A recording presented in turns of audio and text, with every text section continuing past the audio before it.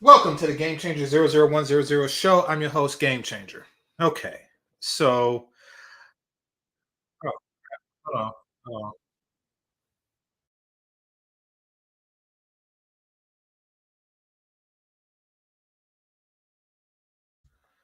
All right, my bad. Let me do this again. Welcome to the GameChanger 00100 show. I'm your host, GameChanger, and today we're going to talk about Leslie Jones. And I'm sad that I said that name. I'm sad that I said that name. Um, she was on a commercial recently that had Tommy Lee Jones, Quincy Jones' daughter, and Leslie Jones. And the whole, I think it was a Tacoma truck commercial. And the whole theme of the show was keeping up with the Joneses. So you're in this truck, you're in this Tacoma, you're in this truck, and you got to keep up with the Joneses. And they had everybody whose name was Jones that's famous in it. And it really got me thinking. It really got me thinking. And I had to ask myself this question: is Leslie Jones the ugliest bitch with the last name Jones alive? I'm going to say that again. I'm going to ask that question again because y'all tell me. And I'm not talking about, and you see, this isn't like a uncommon name. This isn't like her name is Fitster or something like that, or Spielberg or something like that. This isn't an uncommon name. Jones is a very, very, very common name. And it breeds the question, is there an uglier Jones? And I'm not even talking about women, just women. I'm talking about, is there a man who is less handsome than Leslie Jones, look pretty, is pretty, whose name is also Jones? That is the question. That is the question I asked myself after seeing this and thinking about that commercial. Like, dang. And then I think about like all the Joneses in my life, going back to like elementary, and that teacher I had, Mrs. Jones, I don't even know her first name, but I was like, yeah, I think that Leslie Jones is the ugliest woman named Jones I've ever seen in my whole life.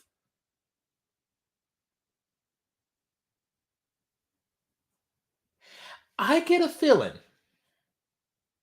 that if, because I don't really monitor such things, hit the like button, people. I don't really monitor such things. What's going on, Grinch? But I also think, and this is when I got into an argument with somebody. Somebody said something ridiculous, like on Game of Thrones, the white chick with the platinum blonde hair, the dragon lady, Daenerys Targaryen, said that she was hotter than her helpmate, Missandei, and and I had to look it up, and it turns out that um Missandei is like the top 10 chick in her entire zodiac. And now granted, she was voted like one of the sexiest women, the white chick. She was voted one of the sexiest women up top a horse. But needless to say, like as far as rarity and sexiness, she took the cake over her as far as like popular opinion. I got a feeling that Leslie Jones is the ugliest chick in her zodiac. And I'm not talking about like Jupiter rising or stuff like that. I'm talking about if you take like a twelfth of the population of the world and divide them into the area in time, wherever the moon is in Greece, of the time that they were born in, and put them together and have a reverse beauty contest, she would lose.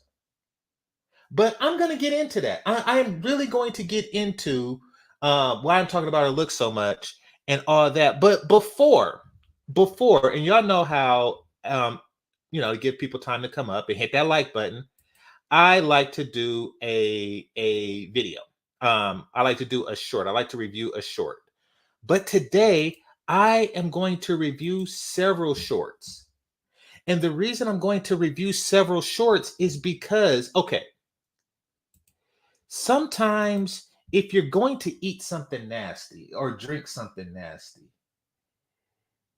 you got to put something good in your mouth first in order to prepare your taste buds for what's about to come. And what's about to come is Leslie Jones. So, what I am going to do is I'm going to introduce a series of beautiful women. I'm going to show a collage, a montage of attractive women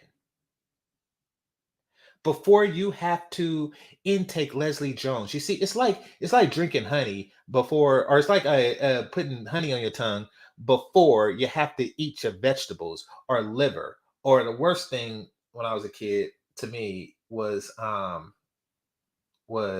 was Robitussin. That was one. I would sooner say stick than to eat Robitussin and Alka Seltzer.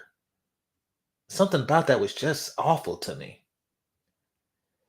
So to make it better, I would have like a Jolly Rancher candy or annihilator before I had to consume either of those. I don't know why Robitussin don't have like Dimetap flavored Robitussin, but they're stupid.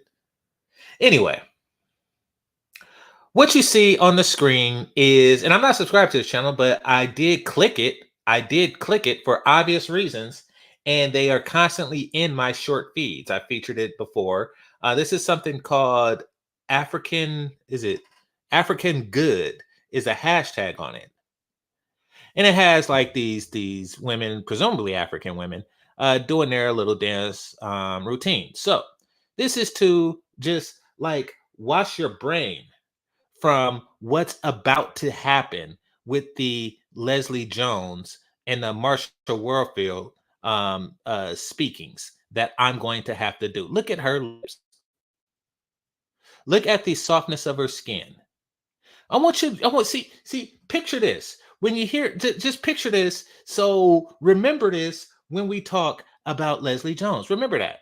Remember all of this, shiny lip goodness. Remember all of that. Remember how glossy and stuffed the lip is. Now, here, take a look. Let me pick another one. No, I don't like that one. Uh, let's see what they're doing. See if they even got a face. All right. Ah, these chicks don't have faces. All right. So let's see. Let's see what else is going. See, I want to see some faces. These chicks are trying to show off their bodies. All right, here we go. Here's a cute face chick. All right.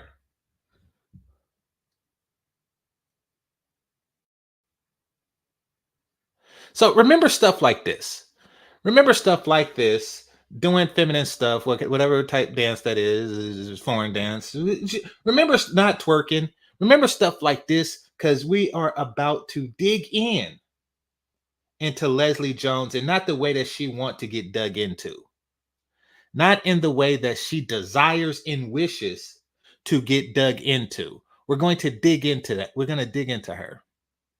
All right. So remember this. Remember the cuteness of this chick. Let me see who else. Okay, I like this one. All right, let's see. Let's see what she's doing. Oh, she got a coat on. Look at dang. Look at how in her waist go. The first one had the cutest face, but look at how in her waist go. So look at this. This is what a woman's skeleton is built like. And ooh, look at this one. Let's see. Uh too much titty.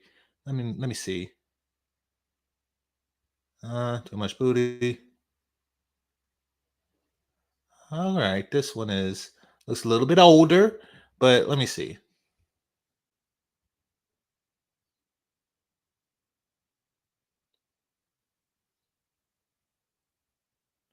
All right, you suck as a human being. Some of these chicks sucks as human beings. They like, oh, look at my titties, and then they just stand there and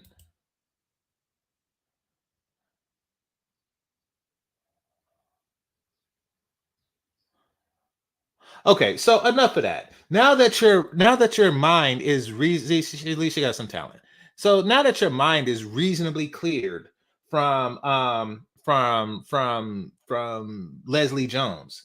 Now that you're somewhat detoxified. I'm gonna play this throughout. I'm gonna play stuff like this throughout so that you can stomach it. I repeat, so that you can stomach the thought of Leslie Jones. All right. All right. Let me just say what's up to some people, then we'll get started. What's going on, Mr. Marquise? What's going on? Just Bob Bowman, appreciate you. Sweet Melody Speaks, salute to you. Salute to you, love. Grinch, salute to you, fam. J Powell, salute, appreciate you. New Moon, appreciate you. The Human Chapter, appreciate you much. And let's see. I already said the New Moon, I think. And the Human Chapter. Indigo Flow, salute. Appreciate you. Mr. Snazzy, what's up with you, man? And let's see. Goal Line Extended, salute. 1D Forever, appreciate you. Naga, Boku, appreciate you.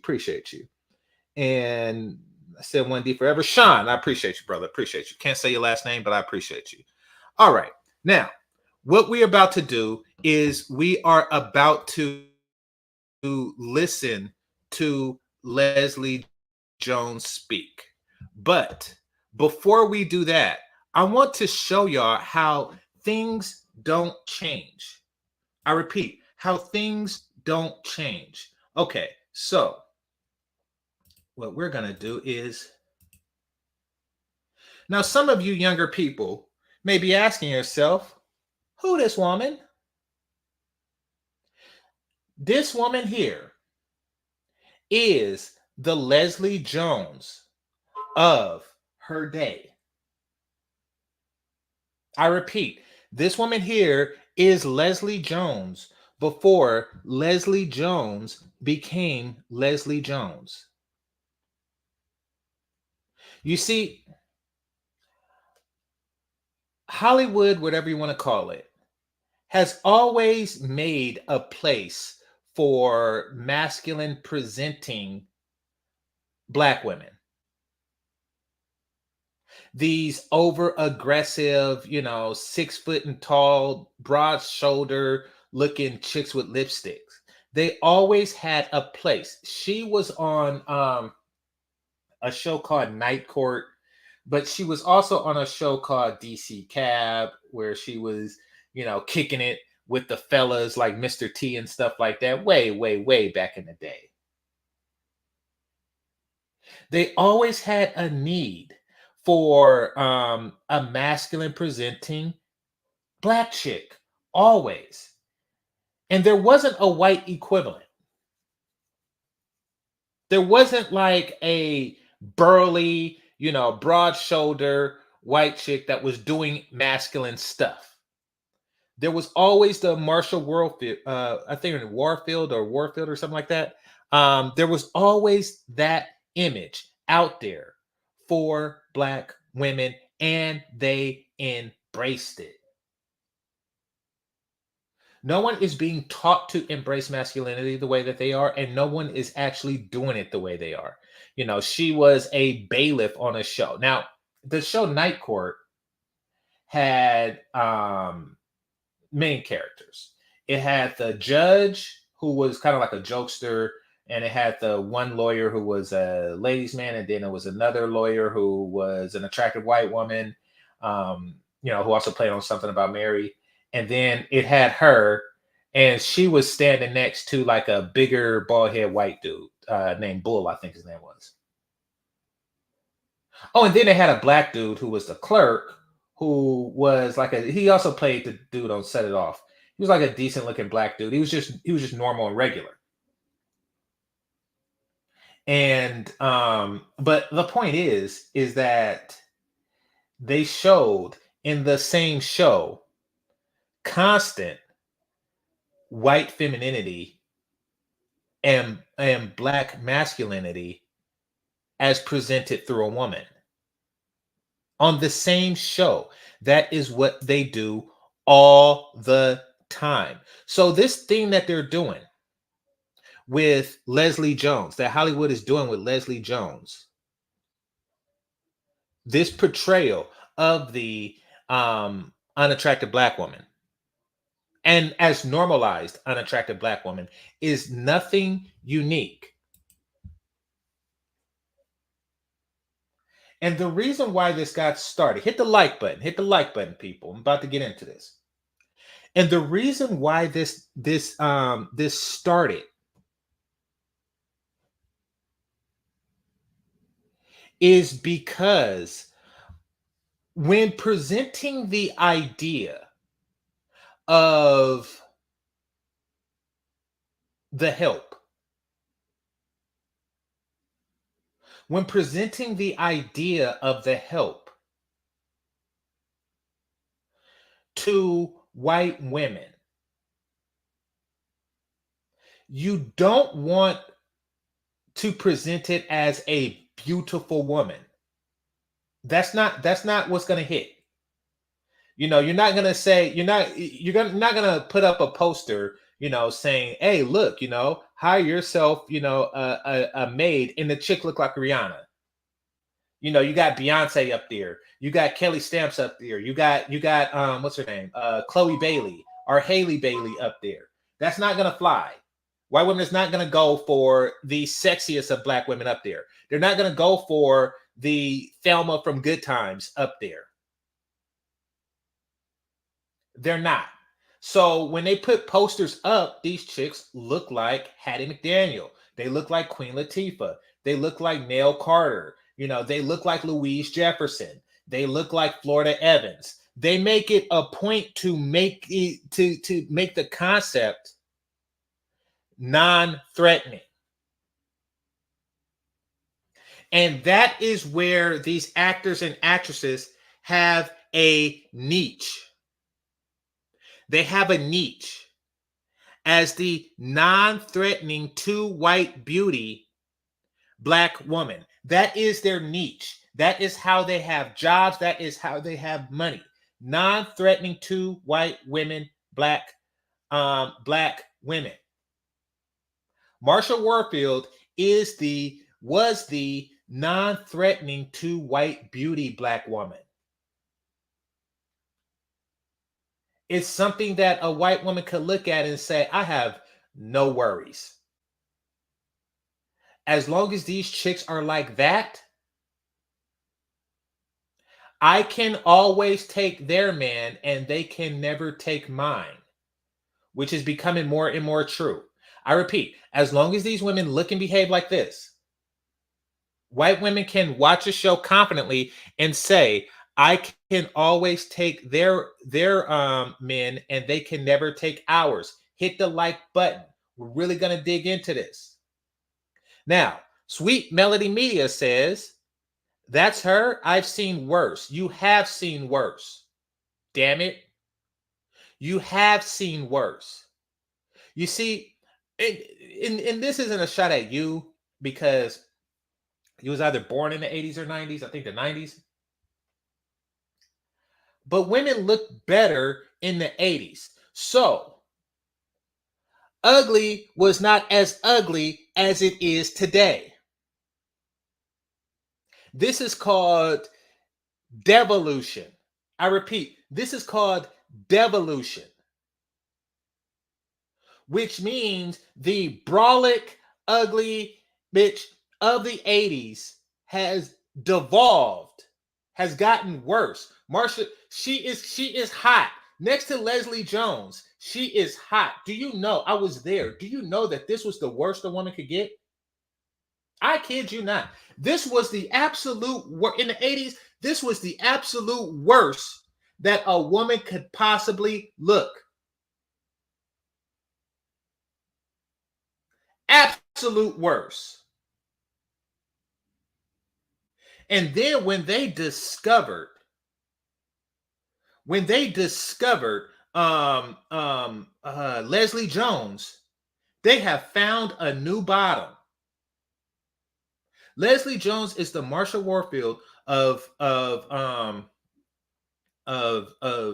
modern day, and it just gets worse. Yes, Louise Jefferson. Lizzo is worse than Louise Jefferson. Don't y'all realize it's getting worse? Each and every single one is getting worse. It's getting worse than the past version of themselves. All of these women are worse than the previous version of themselves.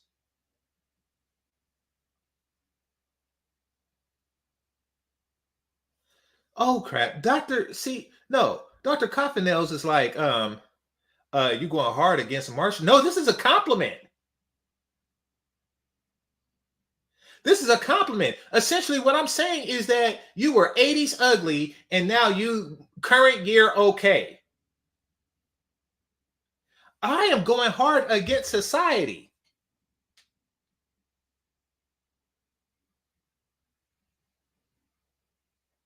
You was 80s ugly and now you are current year okay. Nell Carter, Gabrielle Sidibe. You see, y'all are go for it. Y'all want to play this game? Go for it. Two can play this game. Name a chick from the 80s and I guarantee you I name an uglier bitch now. Let's do not play this game with me. It is getting worse. It is getting worse. She's not terrible, GC. You are missing the damn point. Why is everybody missing this? Why is everybody missing this?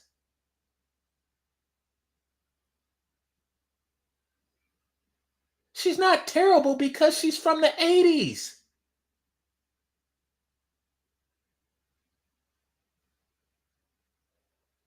I'm saying it's getting worse.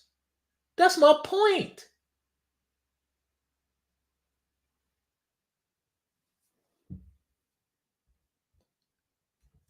Yeah, Shirley from What's Happening. Like, what's her name? Leslie Jones is worse than her.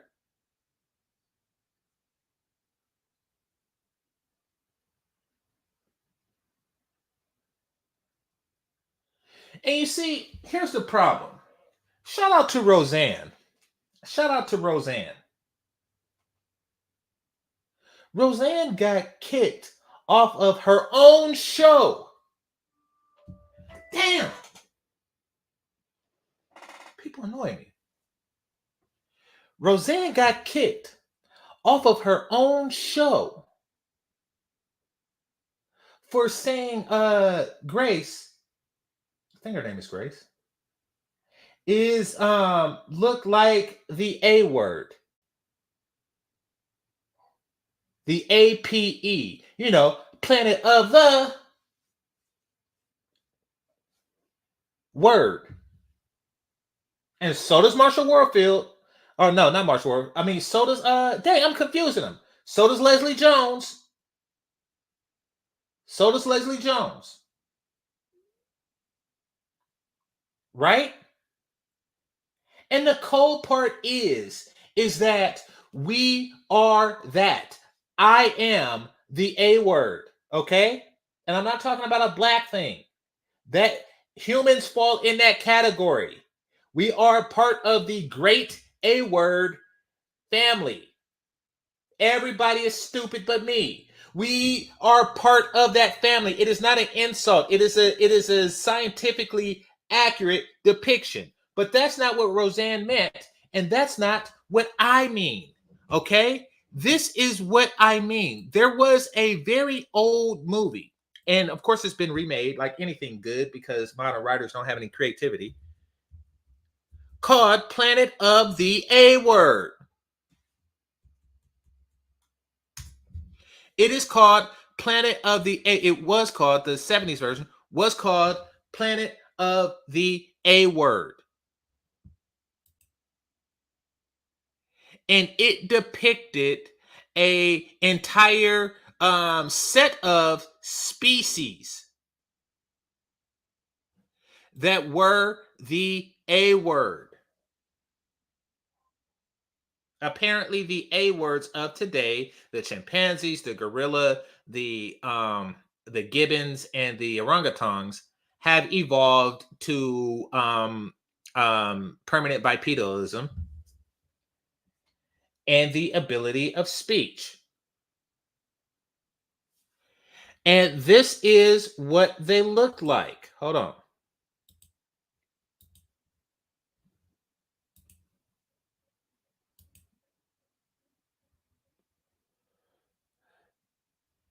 This is what they look like. This is the expressions. Look at this. Hey, Leslie.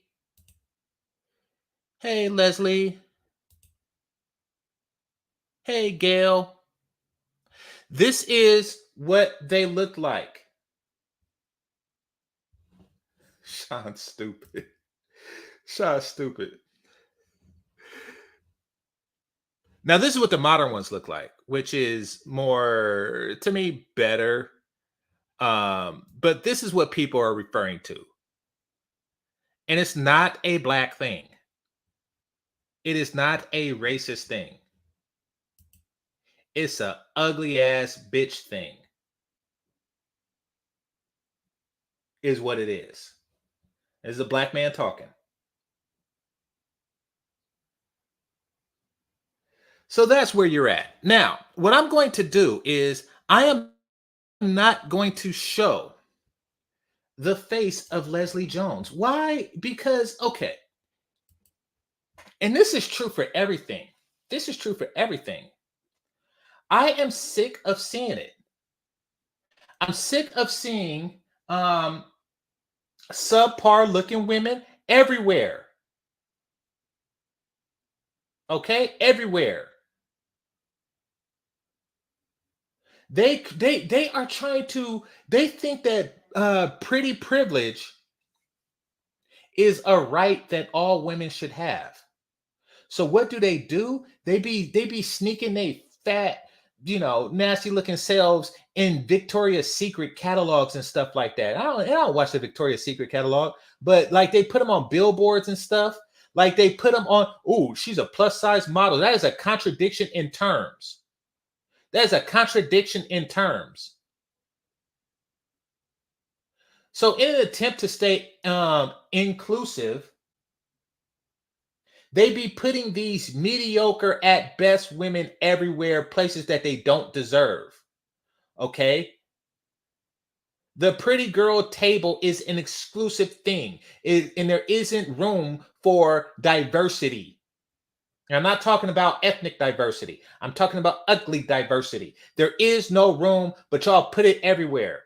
I remember back in the 90s, 40 ounces was the lick, right? That's what brothers who drank, and there were billboards everywhere.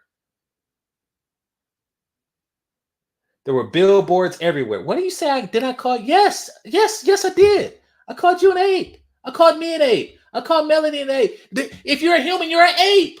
What is wrong with people? What is wrong? Yes, if you are a human, you are an ape. Humans are apes. Look it up. I'm not making this up. And we're great apes. Oh, dang, I said the A word. Humans, yes, are part of the great A word family. And the fact, and this is funny. It's funny. I said on Big Bang Theory, it's true. The only A word that's not a great A word is Gibbons. Gibbons are not great A words, which really means it's like, yeah, we are the A word, but we're great at it. You're not so great. You're the only one that's not invited to the party of greatness. But yes, it's not the end of the world. But see, here's the thing. Some of us look more like the other members of it, of the A word family, than I do. And by some of us, I mean Leslie Jones. How in the world could you disagree with this? You disagree with science? What's wrong with what in the world?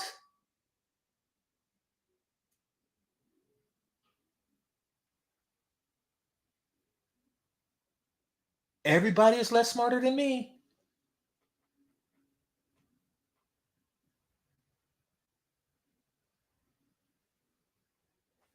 All right. Dang, I lost my train of thought.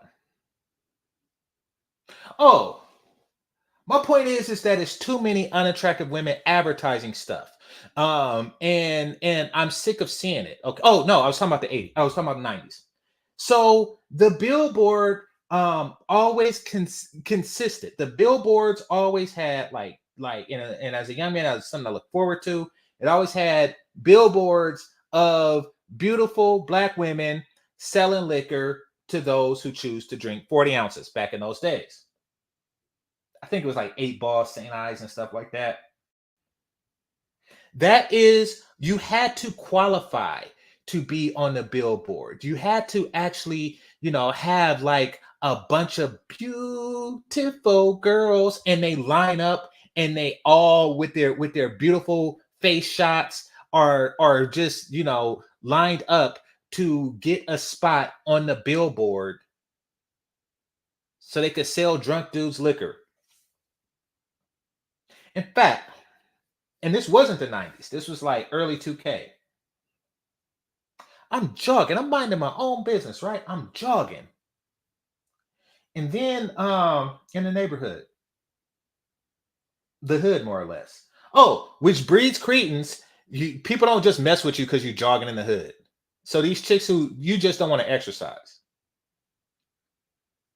So I stopped to get some water. So I jog inside the liquor store.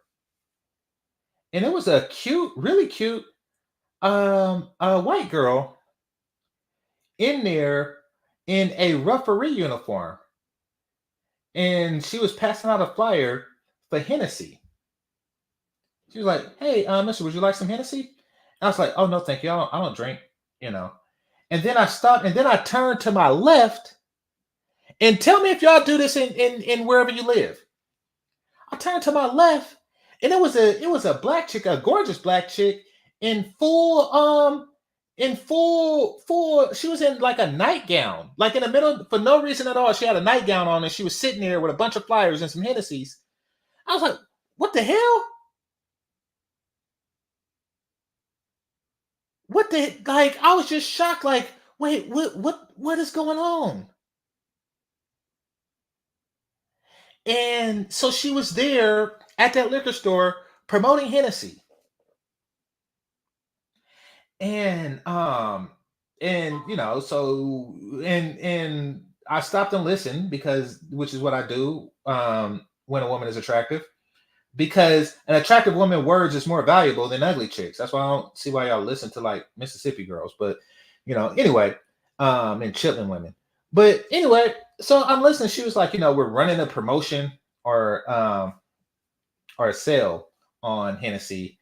And I was like, oh, okay, well, I don't drink, but that's that's good to know, right? So got home, told my neighbor who do drink, and I was like, hey, it's a bad chick at the liquor store selling Hennessy at a discount if you want to buy some. And he was like, oh yeah, I know, that's Lady Hennessy. I was like, what the hell is a Lady Hennessy? He's like, she go from store to store selling Hennessy. I was like, what? That's actually a thing. And my point is that beautiful women are meant to be seen, and they're meant to sell people stuff that they probably otherwise wouldn't buy. Now they think any woman can do it. And that is what the world has devolved into. But I don't play that, which is why I do not show Leslie Jones on this screen, because she's not worthy, and it makes people not want to watch my show as good.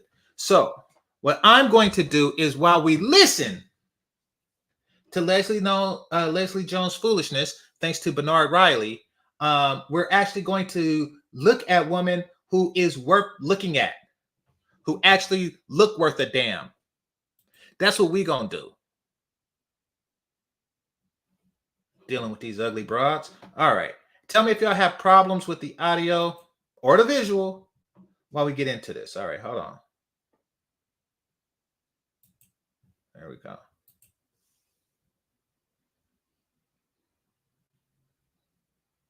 They're brand ambassadors that go to events and liquor stores. Pay good, but a few hours. Yeah, that is pretty privilege. You can't just give that to any old random chick, or else society would be confused. Just like Leslie Jones is confused, and we're gonna get into this. Shout out to Bernard Riley, fair use. Oh, and shout out to the Breakfast Club, fair use. Hold on, let me see, 18 seconds in. Okay, hold on, let me make sure I put the audio thing on. Hit that like button, people. Hit that like button.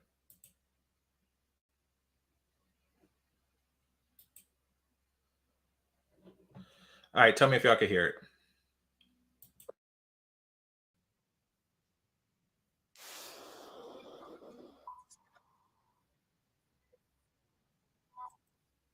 Okay.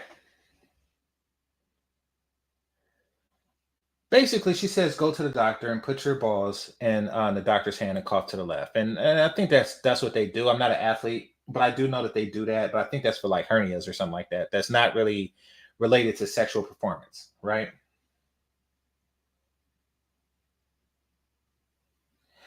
What Leslie? Oh, no volume. Oh crap. Okay. All right. Let me see.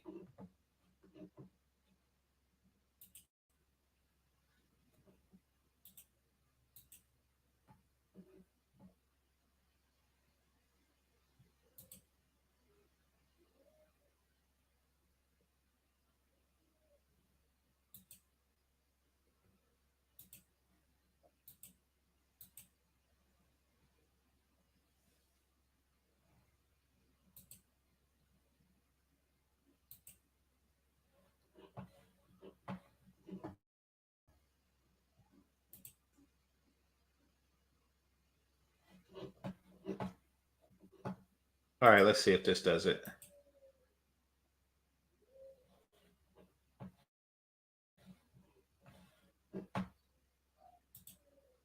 There's a lot of no. Okay, I'm can't hear the being video. very honest. I've been hooking up. Can y'all hear it now? Let me know. Press one if y'all can hear it.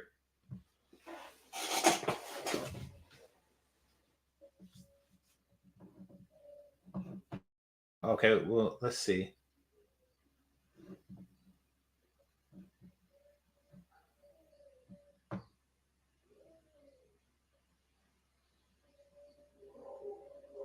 Okay, so y'all can hear. Okay, y'all can hear Leslie Jones. All right, so let me play some more. Then let me go back. Let me go back to what I was doing. It's working properly. What should we know though? Go to first of all, go to the doctor, put your in a doctor's hand, and cough to the left. Find out what's wrong with your first. There's a lot of no. You want to know what's wrong with a man's penis? Is that he's putting it in you. Okay, here's the truth. And I'm not talking about Leslie Jones ugly. I'm talking about suboptimal chicks. Here is the truth about suboptimal looking chicks. Every now and again, especially nowadays with this whole guys having less sex thing, particularly guys under 30. What's going on is that you don't want men, most guys don't want their sexual skills to atrophy. What does that mean? It means diminish from lack of use. So they want to practice. They want to practice having sex. So when the time comes that they do so with an actual woman who looks worth a damn, they're prepared. And they don't come off like they haven't had any in like 6 months or so. They're not preemies. They're using you for practice, Leslie Jones, for better looking women. Your vagina is where penises go to practice for when they get better looking women. Now, what does that mean for you? That means that you will never get a well practiced penis, is what that means. You are a sparring vagina. That, hit the like button. That is what your vagina is. Your vagina is a sparring vagina. Is the person that okay, so just like boxers have sparring partners, it's the person that is actually fighting, Tyson Fury before he actually fights the real person. Your vagina is not the real person. Your vagina is not Joe Frazier. Your vagina is not Ken Norton. Your vagina is not who's the other one? Who's the other one? George Foreman. Your vagina is nothing. It's not saying listen. It's nothing. It is the person. It is the vagina that Muhammad Ali practices on to get to the regular person. And the woman on the screen is the regular person. You are practice for her. And you are off-season practice. What does that mean? Off-season practice. What does that mean about your vagina? I'm going to tell you what that means. Okay. When an athlete is practicing, they don't do too much because they don't want to get injured. That's your vagina. These guys don't want to risk injury for when they get with a woman whose vagina is worth a damn, and that's hers. And by hers, I'm talking about the woman on the screen. You are practiced for better women. That is the truth. You do not. Who's a man gonna practice on before they get to your ugly self?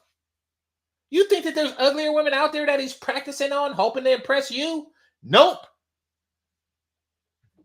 You are the one that they don't care if they impress or not sexually.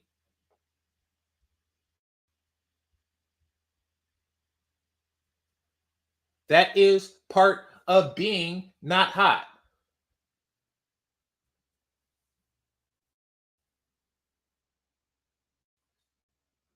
Now, let's continue.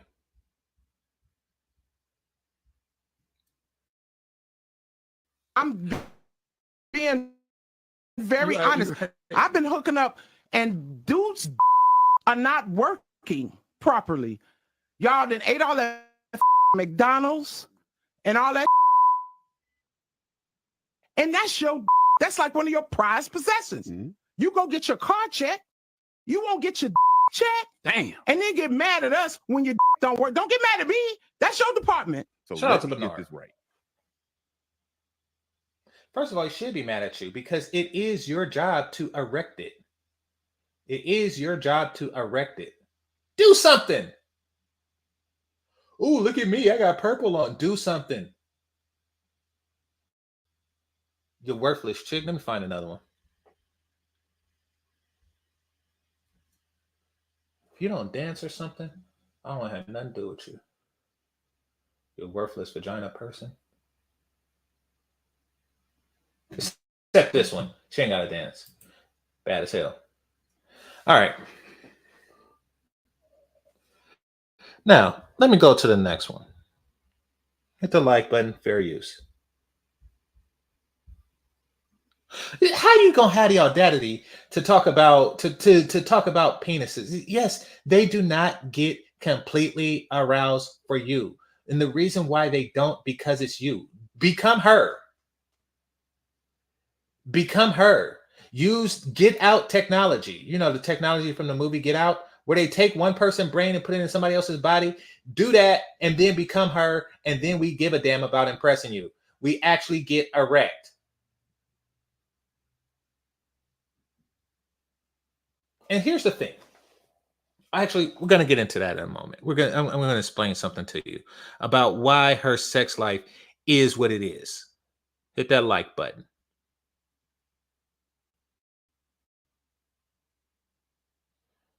There we go. 1 minute, 10 seconds. Okay. To Tinder date,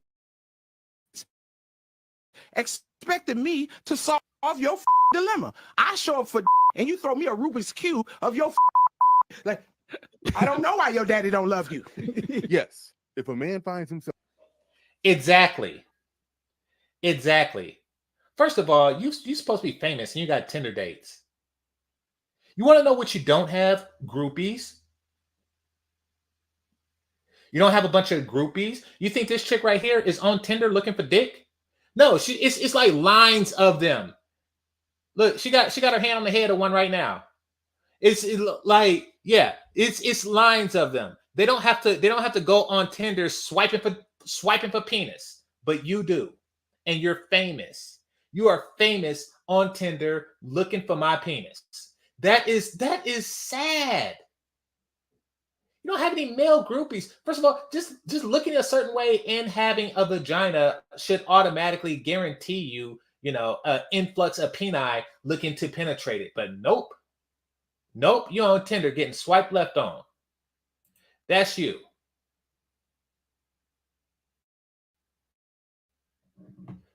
She has 100, or she has 1,100 likes.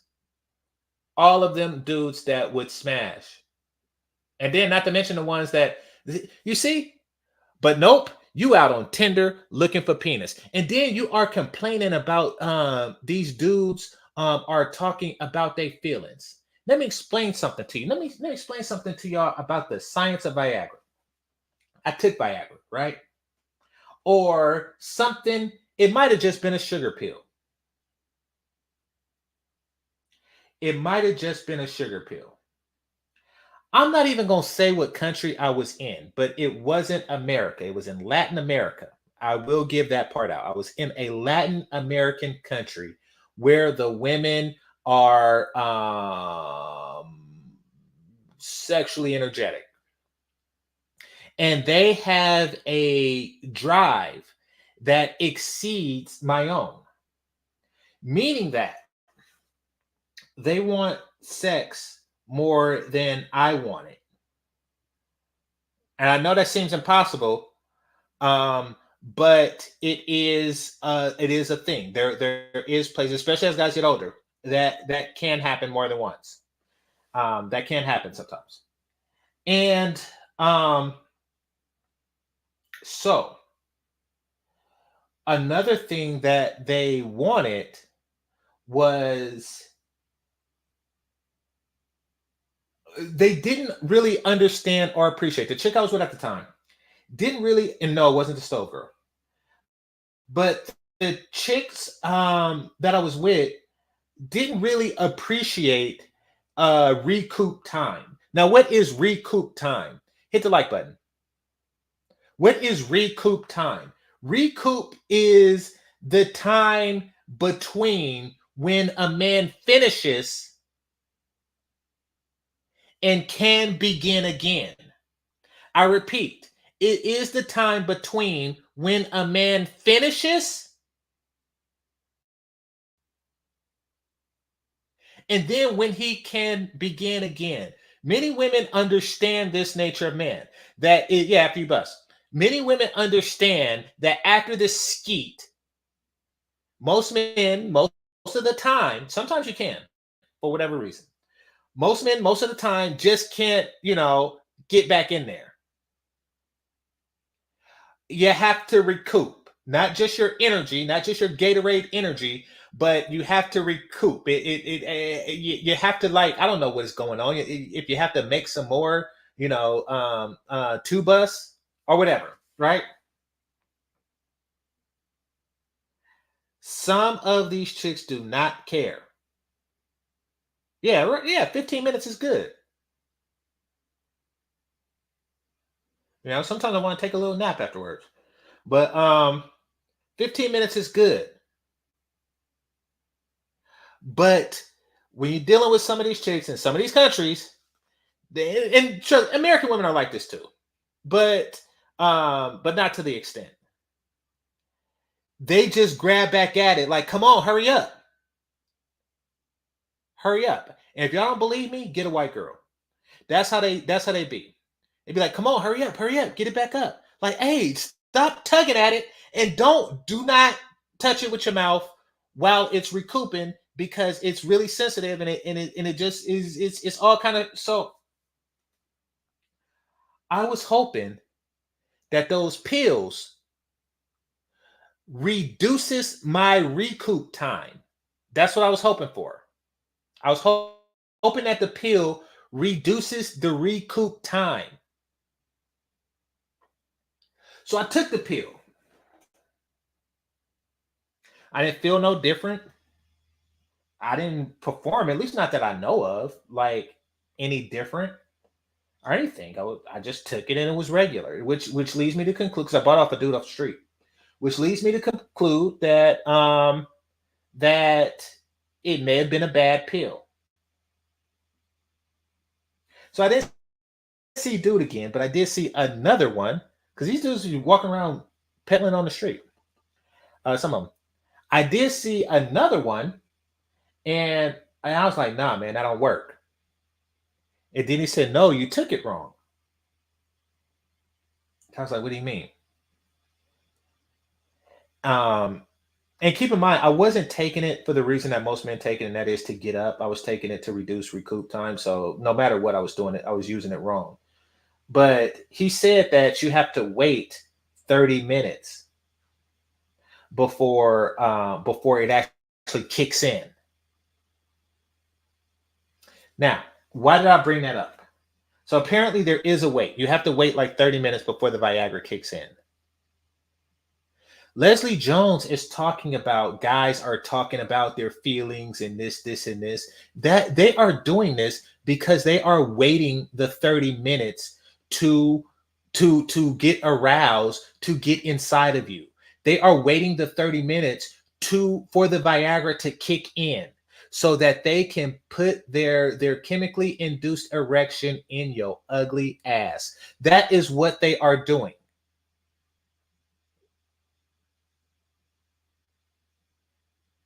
That is why you are getting conversations about their feelings.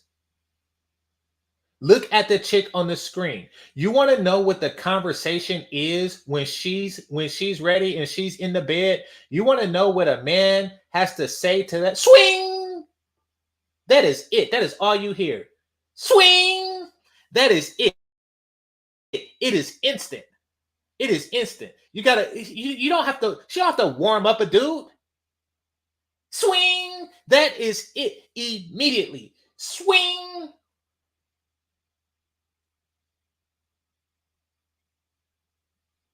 That is what you do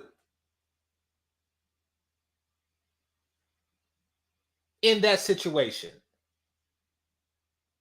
Women like that don't have them type of problems. I am not talking about my feelings. Why? Because with her on this, related titties bounce, with her on the screen, the only feeling I'm feeling is horny. Nothing else.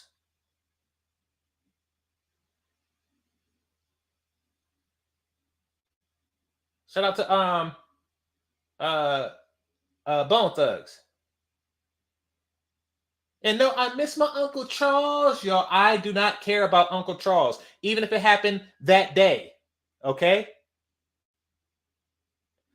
This is for the home. I do not care. All other problems is out the window. But they have to wait for that Viagra to kick in with your ugly ass. That is why you got them type of problems. Because society lets you think that you get all of pretty girl privileges. But you want to know what pretty girl privilege you don't get? Swing! You don't get that swing effect when a guy see you. You just don't. And that is the burden of being you. I want to show y'all something.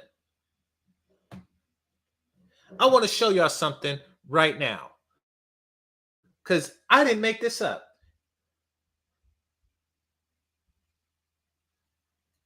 Now,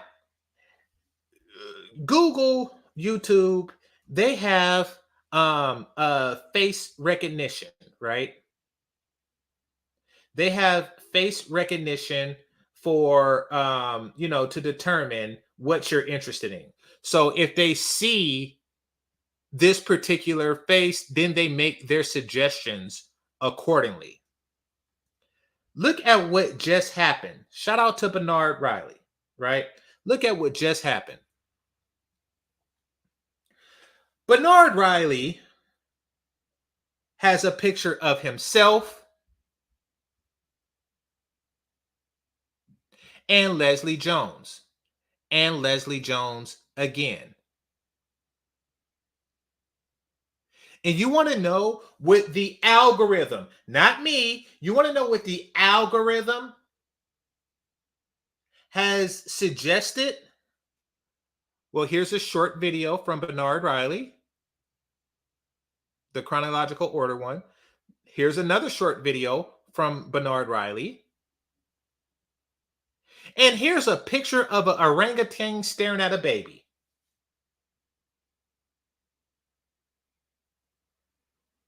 I repeat, the algorithm said, okay, I can see that you're watching Bernard Riley because we scanned his face and we know it's his channel, but I can see that you're watching Bernard Riley. So I'm going to suggest Bernard Riley. And I'm going to suggest some more Bernard Riley. And I also see that you like looking at orangutans. I also see that you like looking at orangutans. And here is an orangutan staring at a human baby. We know what you like to see. You like to see orangutans. I can see by what you have on your screen right now that you obviously like looking at orangutans, don't you? It's obvious. I mean, what else could this be? Our AI tells us that you are a man that's curious about orangutans. I didn't make this up. What you think? Do I work at Google? I didn't make this up. I did not make this up.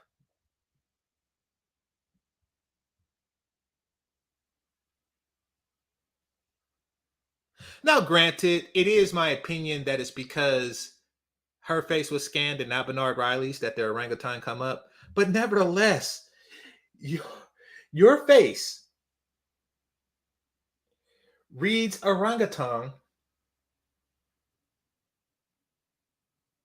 to the algorithm.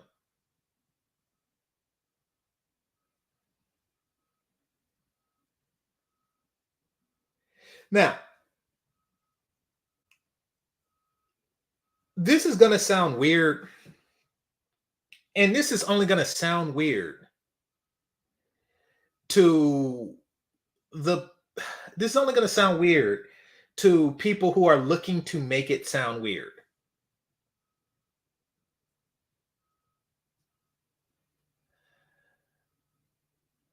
But orangutan is the least attractive of all apes.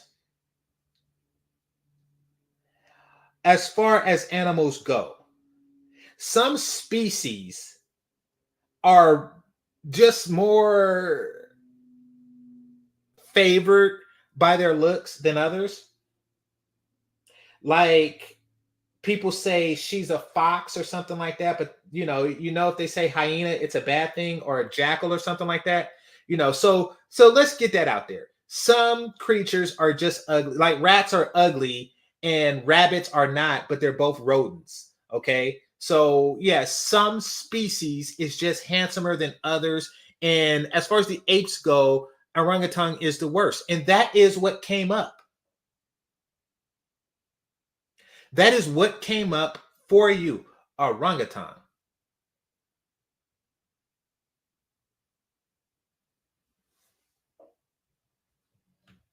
I didn't make this up.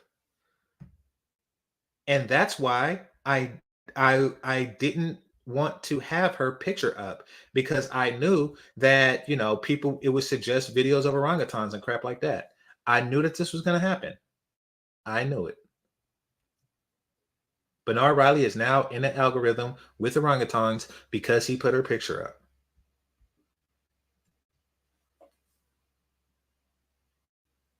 It is nothing that I'm doing.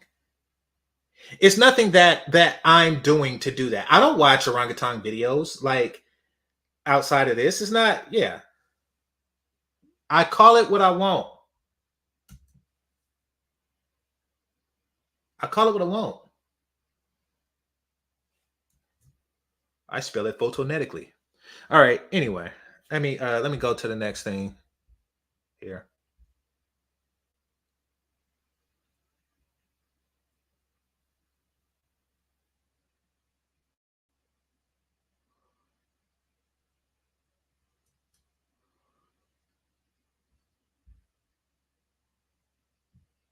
All right, actually, let me.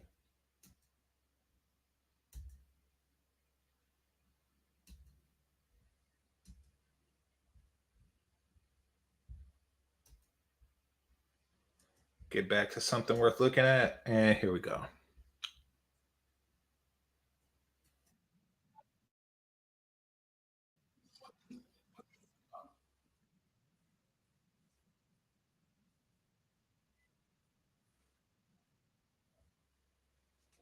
That's not a problem. That's okay. Here's the thing. Not being able to fuck a woman properly is not a problem for a man. And I know I say this a lot and people jeer at me when I do, but that's not my problem. That's just your problem. If during a sexual encounter I am sexually satisfied and you are not, I am sexually satisfied. I'm happy in that situation.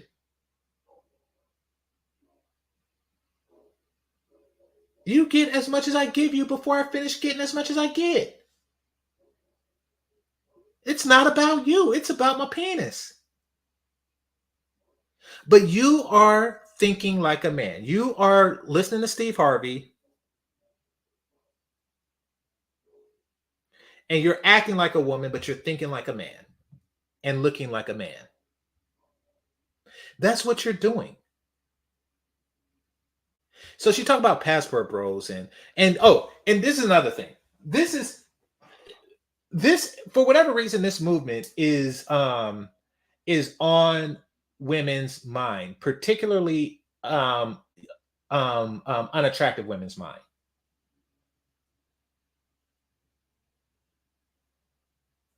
Why is that? Because actually, you know something? I'm going to save the answer to that for later, because she's going to say something, and that's why I'm going to give you the answer.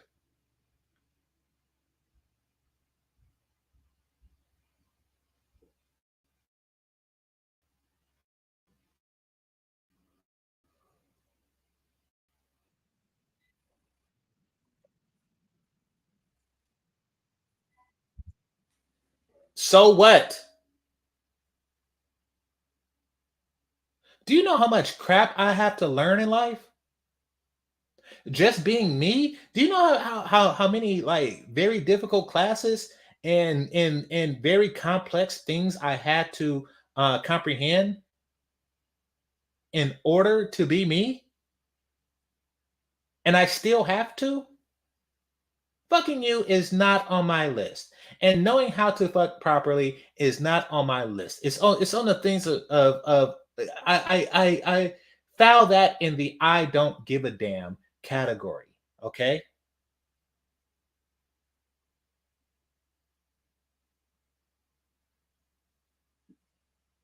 There are certain things that I just don't find it important enough to learn.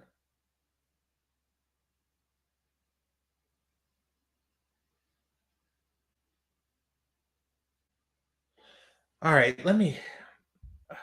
I'm being disrespectful. My bad. I'm being disrespectful. Okay, so Eric Bauer, right? He says facts, GC. Appreciate you, brother. Appreciate you. And Eric Bauer again. He says facts. Dark Knight. Esther Rowe. Exactly. Exactly. Talking about how much like even the ugly bitches of the 80s were hotter than the ugly bitches of today.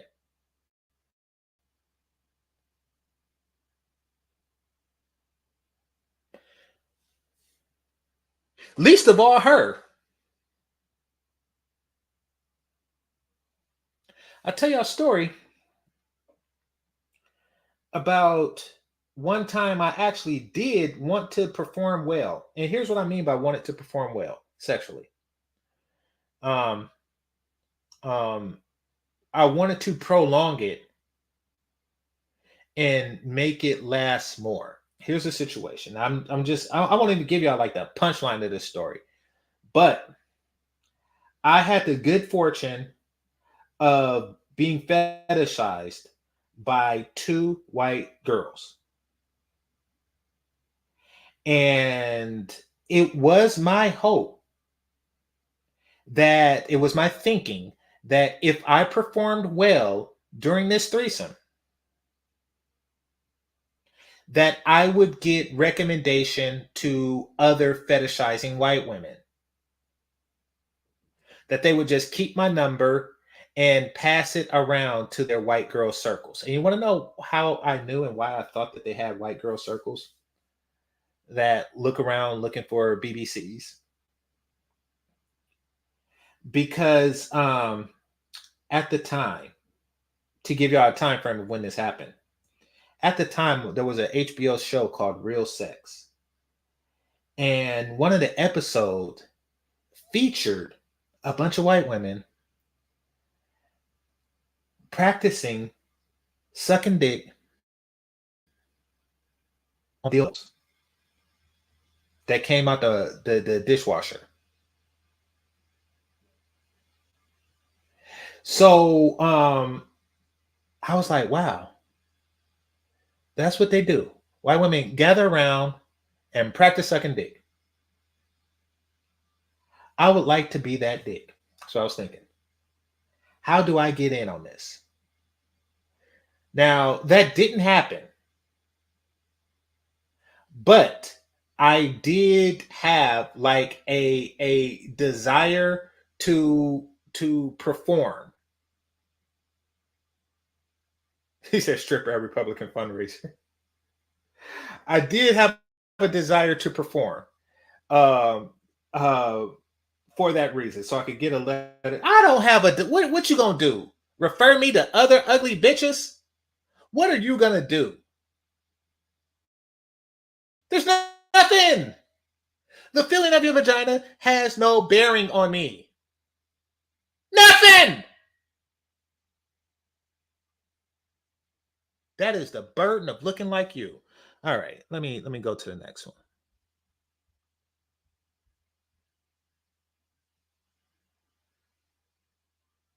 Oh, and by the way, my advice for those of you who find yourself in that situation, they're never gonna be they're never gonna be satisfied. Chicks like that who walk around with fetishes and stuff like that, their brain is just so instant gratification and stimulation that it's not gonna happen. And I know you all like there. I'm an expert swordsman and I got that good wood. These chicks are putting baseball bats up. They listen. You're not gonna just do your best and move on with your life.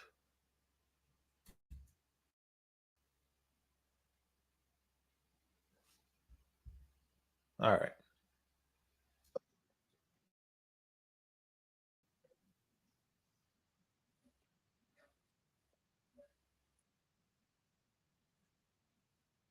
Hold on. I think I got the wrong one. Let me see.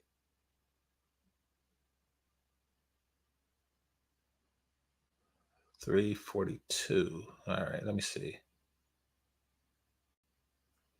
And y'all wondering why, those of you just got here, hit the like button, but those of you just got here wondering why I'm playing this beautiful women, because if you got to listen, if you have to endure, if you have to picture Leslie Jones, I got to give something beautiful to offset the thought of Leslie Jones. I do, which is why I'm at this African Good. What's the name of this? Yeah, African Good site where they promote beautiful African women to offset the thought of Leslie Jones. That's why I'm here. What she look like? She look all titty bouncy and stuff. Let me see. No, I don't want that one. Let me see. So I already did that one.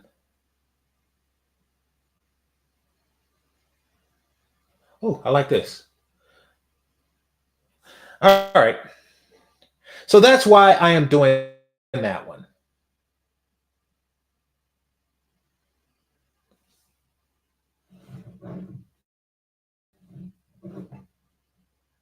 Now, let me see. 3 minutes, 42 seconds. Here we go.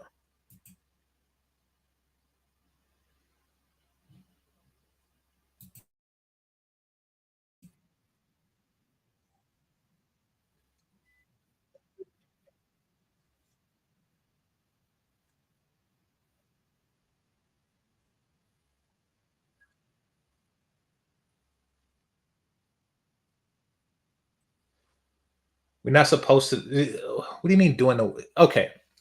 This is her trying to sexualize herself. This is her trying to act like a normal woman. A normal woman who get normal woman things like a sustainable erect penis, for example. This is her hopes and dreams. But really, she is pursuing sex the way a man does. And the reason why she has to do that is because you think this chick is out there having problems about maintaining erect peni. Look at her legs. Look at her lips. She don't have those type of problems. Now, Bernard, if you listening, I asked you for that link. Damn it. I asked you for that link. All right. Now let me go. Now let me go to the actual thing because I don't care about the curse. I went to Bernard's because he takes time out. Bernard is a hardworking man. He takes time out to, speaking of work, gotta log into my work computer to make it look like I'm doing stuff. All right, give me a second.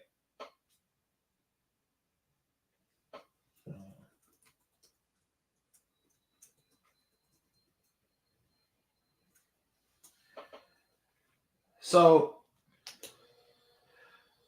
Bernard takes the time to edit out the curse words. But you know something? I'm just going to play the original and I'm going to let it rock. I'm going to let it rock for a bit. So give me a second. Let me go to the history. Hit that like button while I do this.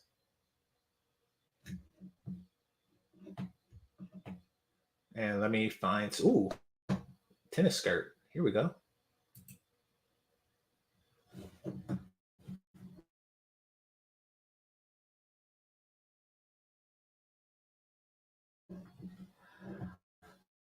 All right.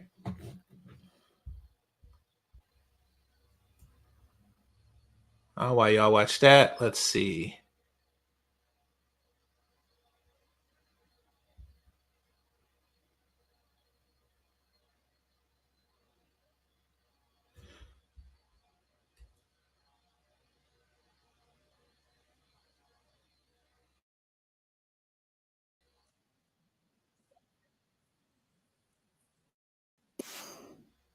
All right, regular parts and get this right because Breakfast Club is funny when it comes to stuff. So give me a second. Cue it up to the 21-minute mark. Okay. Here we go.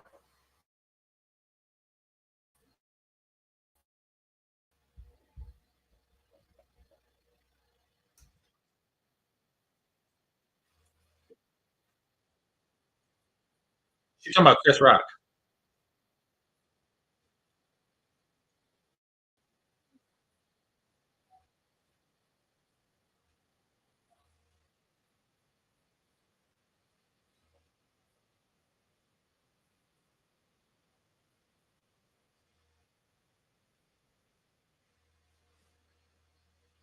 SNL. Okay, here's the thing about SNL. If you are funny and you are black, then you have no business being on SNL.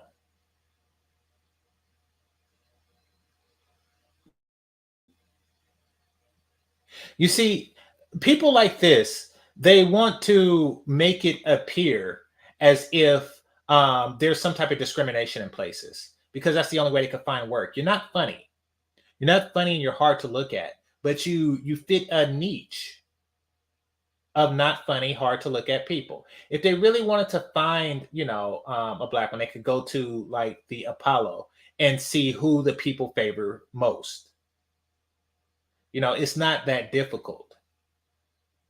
And yes, they do find black talent. The problem is that people of that caliber, they wind up going on to better places. They go on to be Kevin Hart. They go on to be Chris Rock. They go on to be Dave Chappelle. They go on to be Jamie Foxx. They go on to be Richard Pryor. They go on to be Eddie Murphy. They go on to be Red Fox, etc., etc., etc. Okay? How many Asian communities do you know? What, is only like 2 Latino communities? Stop saying that it's underserved. No, it's just not serving you enough. Let's make that clear. Play some more.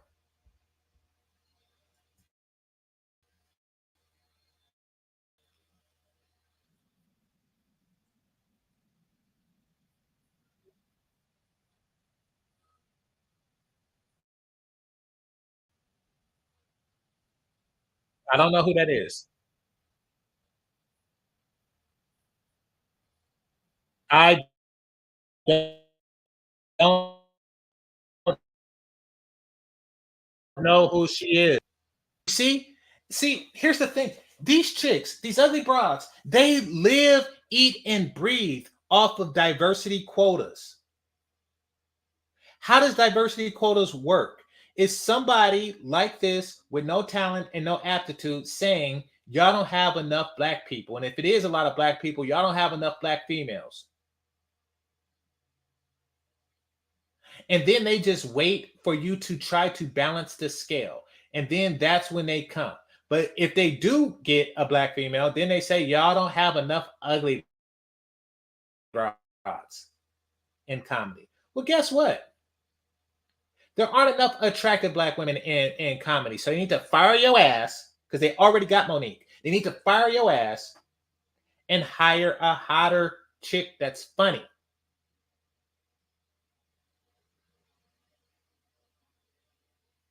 See, these chicks live off of diversity quotas. Just like she got that role on Ghostbusters. Ooh, we so diverse. We're going to be the female Ghostbusters, which suck. You suck. You suck. You're awful. You suck.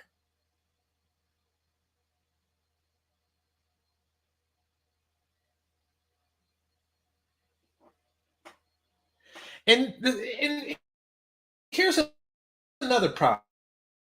Speaking of Ghostbusters, my leg itch. Here's another problem. Ever notice how the chicks who need to get by on diversity is ugly as shit? And I'm talking to the whole Ghostbusters crew.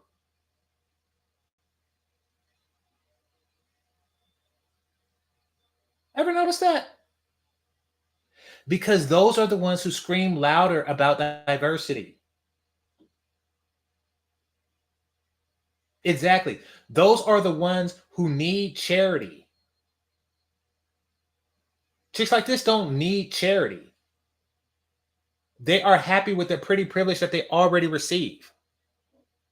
But companies realize that, okay, well, since we are in the mood of checking off boxes, since we're just here checking off boxes anyway, I might as well check off the ugly bitch box. That's how you could tell when a movie's checking off boxes. Like when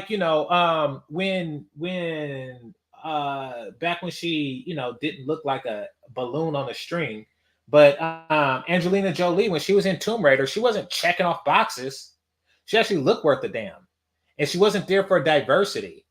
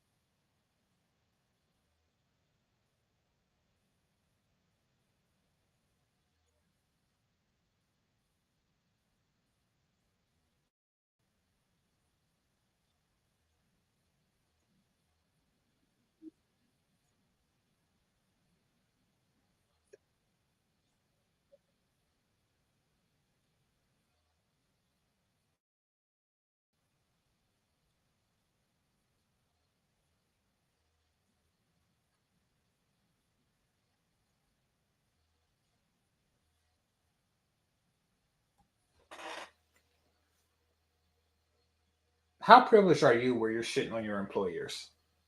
You get in through diversity. And this isn't the only way. This is why I'm playing this. This isn't the only way she's going to shit on her employers. But here, let me play this.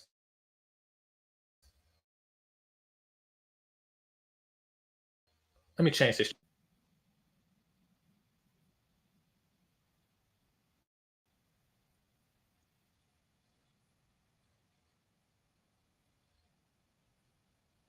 Shut the fuck up. It is not an old boys club. I just showed you Marsha Warfield, the chick who was the you of you, back then. It is not an all boys club. All boys clubs clearly say girls not allowed. You are allowed. They have been having chicks like you on crap since Gone with the Wind, Hattie McDaniel.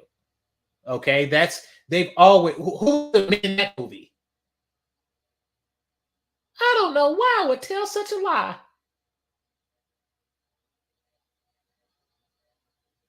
Once again, they complain about exclusion and then count their money when you try to include their ass as a result of this. And yes, ugly is a protected class for women.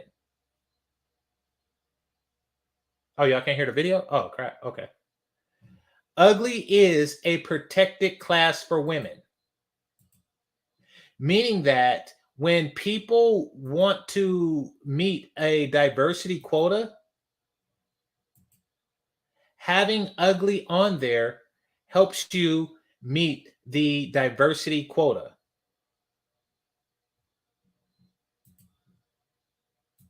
So just like, and they don't put it on like the job applications, but they like, are you a person of color? Check. Are you a female? Check. Which really isn't a minority, but are you ugly as shit?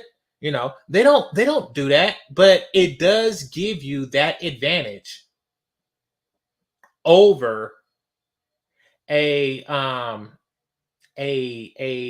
attractive woman. It does give you that advantage. And she knows this. She knows that she checks off a lot of boxes. She's probably handicapped. Like she knows that she checks off all the boxes.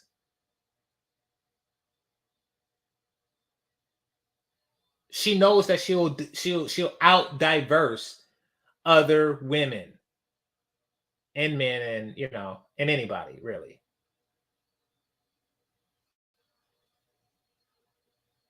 All right. Let's see what she's working with.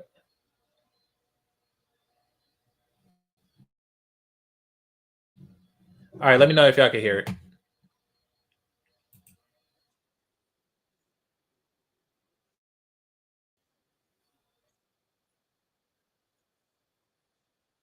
All right, did y'all hear that?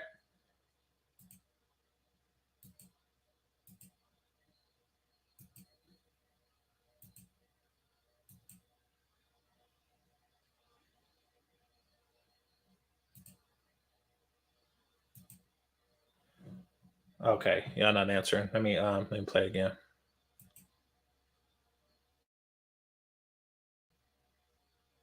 Oh, damn it.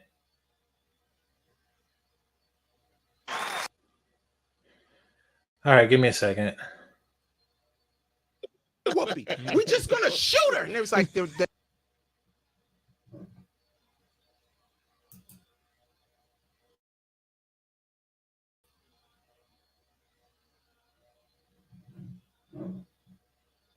All right, give me a second. I'm waiting to play it. What's she doing? Did y'all hear that? The intro?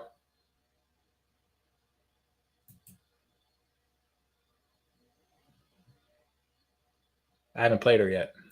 there was a headline, and they want you to go on the road. Okay, what about are now? you fucking? Are What you about fucking? now? It used to be like that, but I would get on road because I was funny. But you definitely would have the moments where, hey, why you not being nice to the promoter? The promoter like you. Why you not being nice to the promoter? Man, fuck that. That nigga is 72. And he has on my grandfather's suit. Damn. What the fuck? You think I'm gonna fuck the promoter? What deal is you making? You know, I mean, that type of shit. Or the hotels. Like, I remember another fucking comment. We're all on the same hallway, and they didn't get no bitches because they not gonna get no bitches. And they're like, oh, we just trying to figure out who gonna get to come to Leslie's room. I said, none of you hoes. And what was so funny is that I actually was hooking up with somebody tonight, and that motherfucker walked right down the hallway.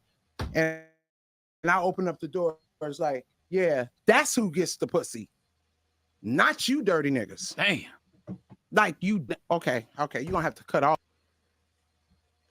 Stop talking like your pussy is worth a damn. Stop talking as if your pussy is worth a damn.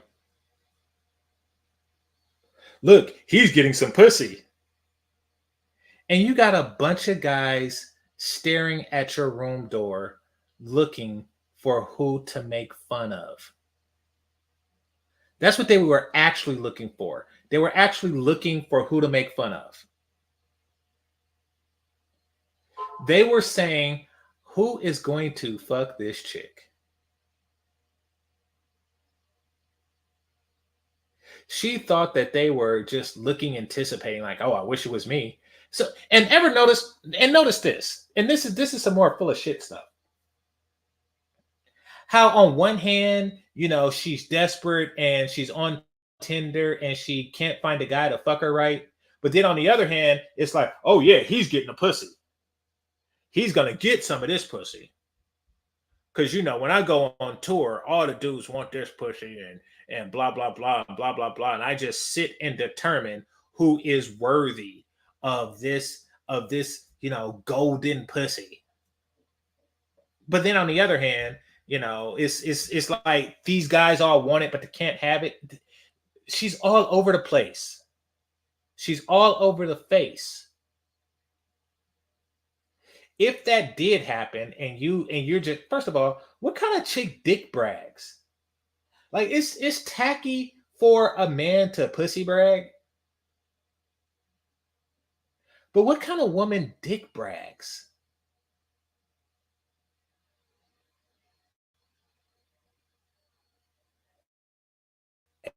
Hey, guess what? What? I got some dick last night. Oh, for real? Yeah, I got some dick. What kind of woman behaves that way? I'm not talking about it's bad behavior. I'm just talking about it's not hard for a woman to get dick, but it is hard for your ugly ass to get dick.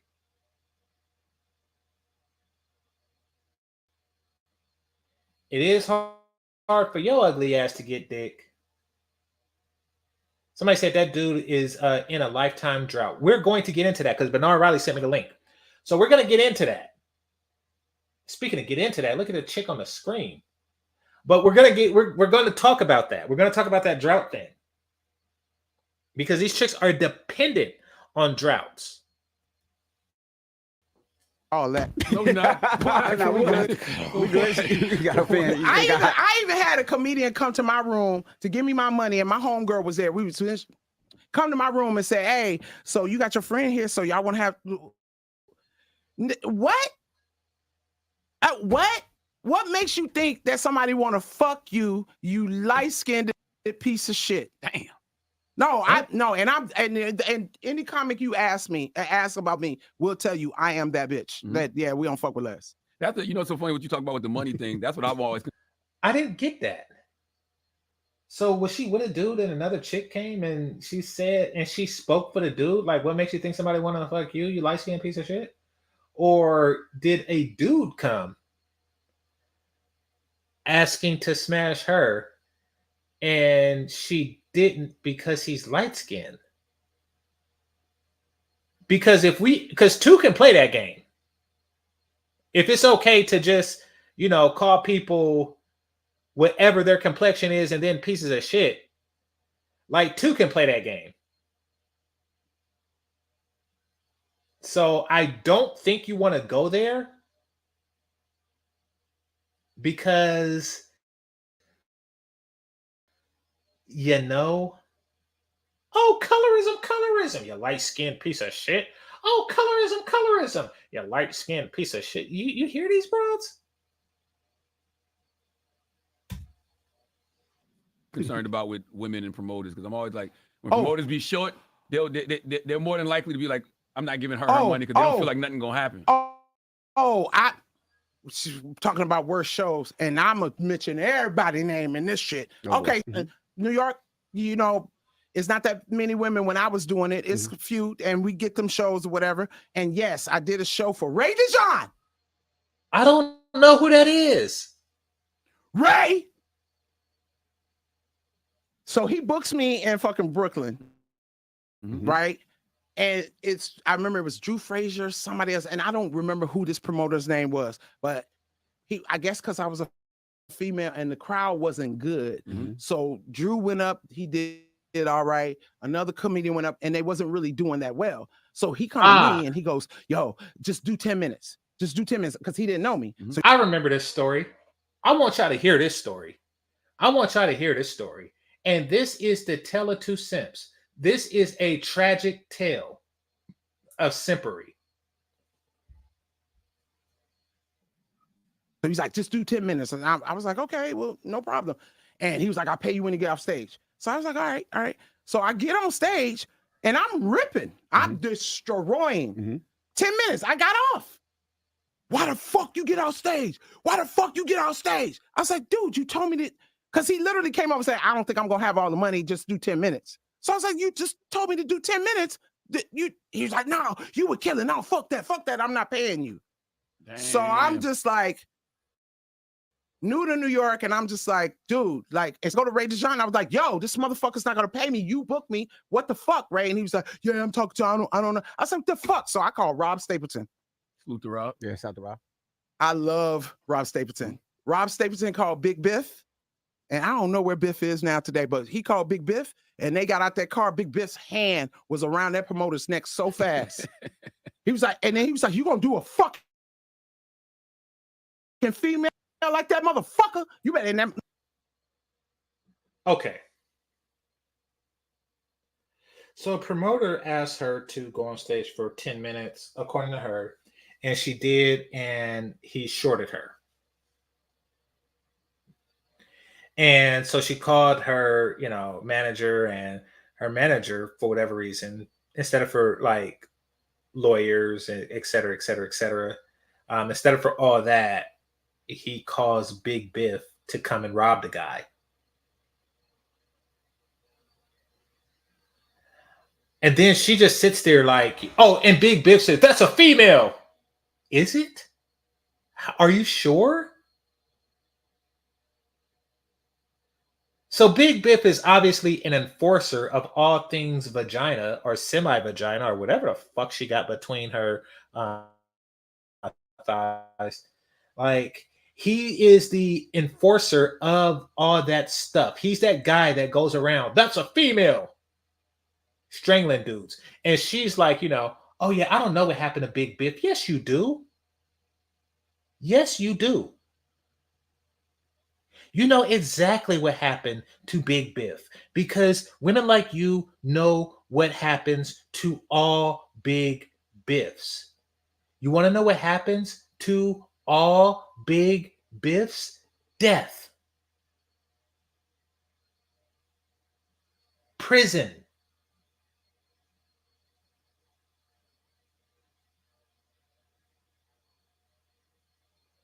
Big Biff is in San Quentin right now, protecting men that look like women, saying, that's a female.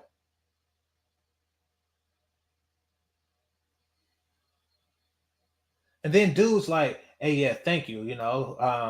Thanks, Big Biff. I really appreciate you having my back like that. Oh, I'm going to have your back because you a female. Like, what the hell? That is where Big Biff is at right now. If you are a choker nigga on speed dial person, that is where... What the fuck? If you're a speed dial choke nigga, that is where you wind up. That is where they all go. In the book Game of Thrones, Tyrion asked his father Tywin, what did you do to the love of my life? who Tywin said was a whore. He said she went where whores go.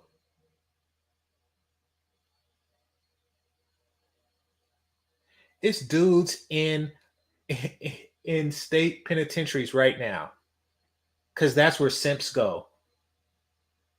Whatever happened to that dude that shot Romeo Santana because a chick accused him of grape and he didn't grape? He goes where simps go. I don't know what happened to him. You know that that's where they go. That's where they all go. And the cemetery or the crematorium. Hey, whatever happened to that big dude that walked around smacking up dudes because a woman say he did something? He disrespected me. He goes where guys like that go.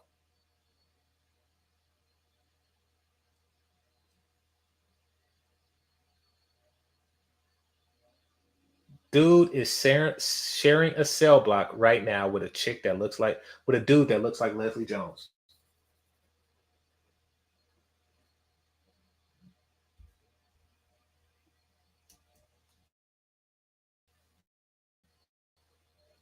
And he was like, nah, dude, it wasn't like that. She just wasn't patient enough to wait for that they can punk people. I've had a lot of promotions in Atlanta.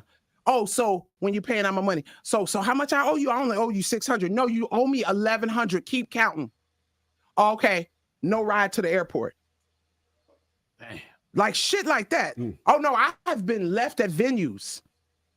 Oh, the car leaving. Okay, I'm the female. You should wait for the female. Oh, they went back to the hotel. Really? Oh no, it's a lot of shit. And that's why I always say now, because I'm sure it's a little different now because women do speak up. But I always tell male comedians, when you're on the road with a female, fucking look out for her. That's right. Look out for her, because like I know a lot of female comedians that's been raped, that's been fucking. No, you don't. No, you don't. Not a one. You do not know a one who has went through that. You see, women like this use the R word in order to invoke a man's protective instinct and invoke his simping instinct. They want the guys to be, oh, I'm on protection mode. I'm on protection mode because, we got to look out for these females. I don't have to look out for your ugly ass at all. I am a comedian.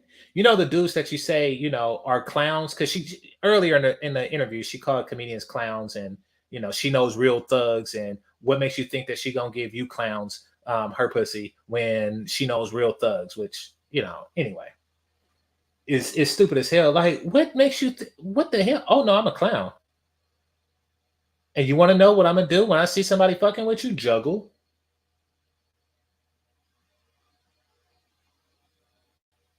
You eyesore of a human being.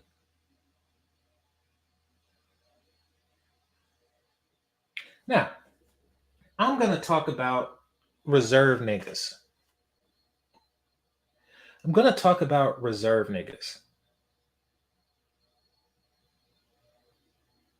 for a second.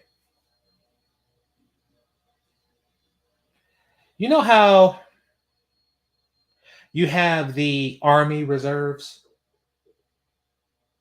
You have the Air Force reserves. You have the Navy reserves. You have the reserves. I don't know if the Marines have it, but you have reserves for pretty much every branch of the military.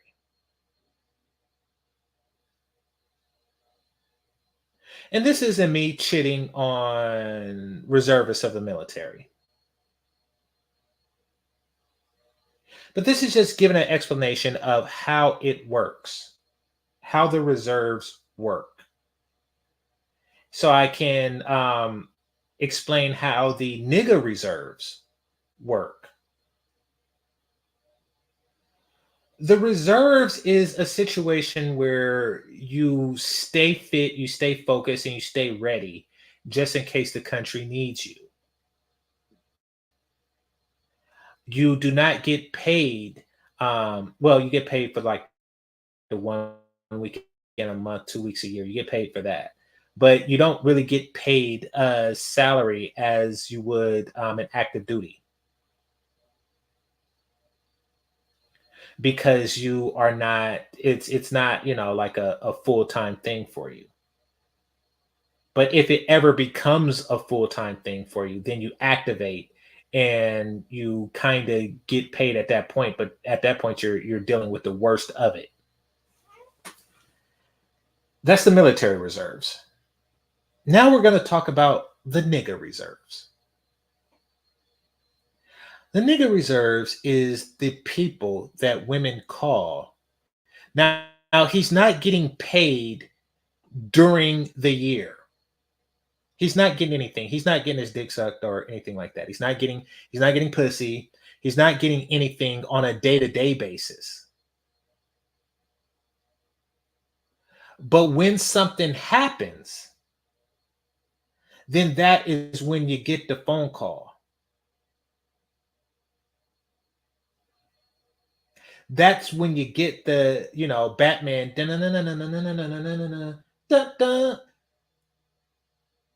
I'm going to give an example of this.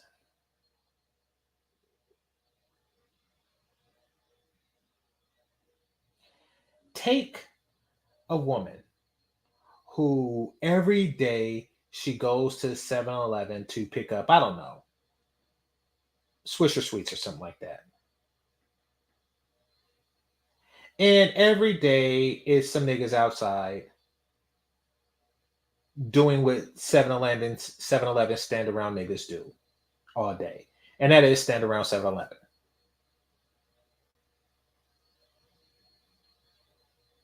And every day they flirt a little bit, they want to smash, but she don't let them smash.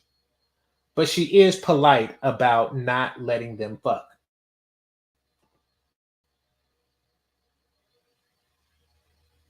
And then one day, a neighbor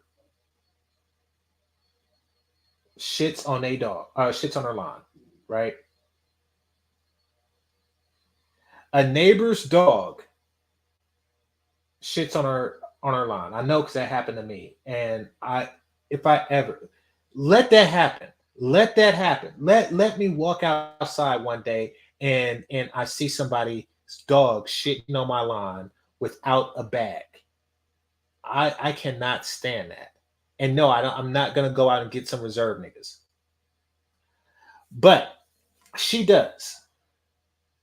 So she catches the person, and then she's like, okay, I don't have a boyfriend or a husband because I'm a black woman. But I do have reserve niggas.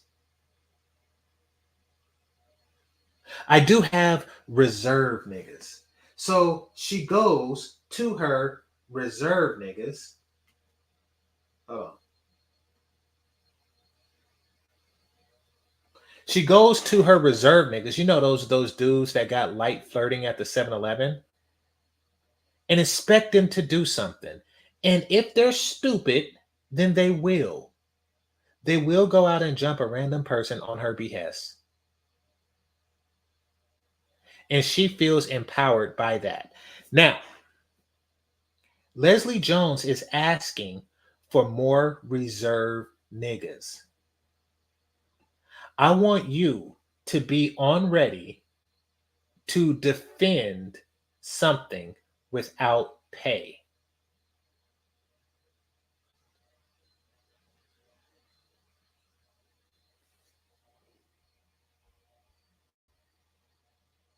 People say Boyce Watkins. Boyce Watkins is not going to he's not going to defend. No. So reserve niggas in this context is when they are called for one particular task. Dr. Boyce, he's a backup nigga. He's backup. There's reserve and backup. Reserve is who you call for one particular task for free. Like, hey, I want you to go to jail, protecting me because, because I flirted with you. See, brothers, y'all need to be like the Godfather. Y'all need to be like the Godfather.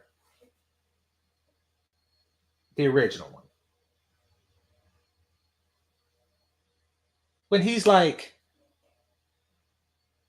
you never come to me as a friend. You have a party, I don't get no invitation. Your wife bakes a pie, I don't get a slice.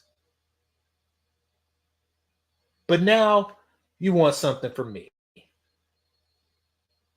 So let's hear it. You need to take that approach to it. Like, or really, y'all need to just say, bitch, I don't know you.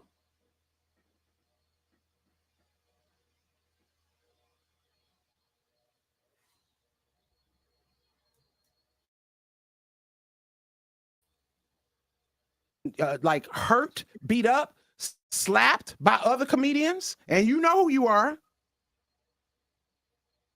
Damn. Real talk. Like it's another battle. It's another battle because we are women. But like I said, I'm a big 6 feet. She gotta go. She gotta go in like 5 minutes. Okay, hold on. A couple more questions from the book. You wrote your first joke in '97, right? But didn't use it until 2010. Why weren't you confident in performing that material? It wasn't my first joke. It was my first real joke. Okay. So, because the same thing what Jamie said, you don't have enough skill to tell that joke yet, or you don't like after, and it's real talk. After my parents passed away, after my brother died, that's when I was like, I'm doing all that shit. So it's like you have to have some type of hunger too. And you are talented enough to do your material, but there are some jokes that are more advanced when you write it that you got, okay, I'm going to do that in a couple of years, or either you're going to give it to someone else. But my first real joke was from a bad date. And I was sitting in the middle of the living room eating cold Chinese food. And I was like, this is some bullshit. Like, of course you have bad dates. Look at you. Look at you.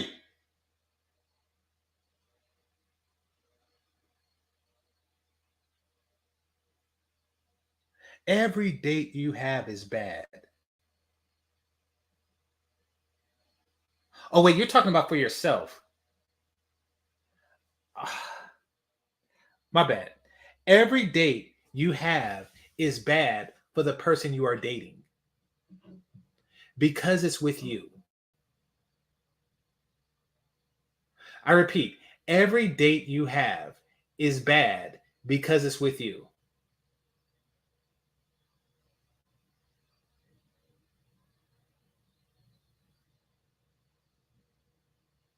For example, let me just pick a chick out of here. Let me see.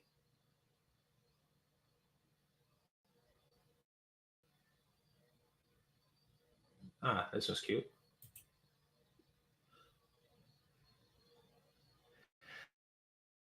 Okay. So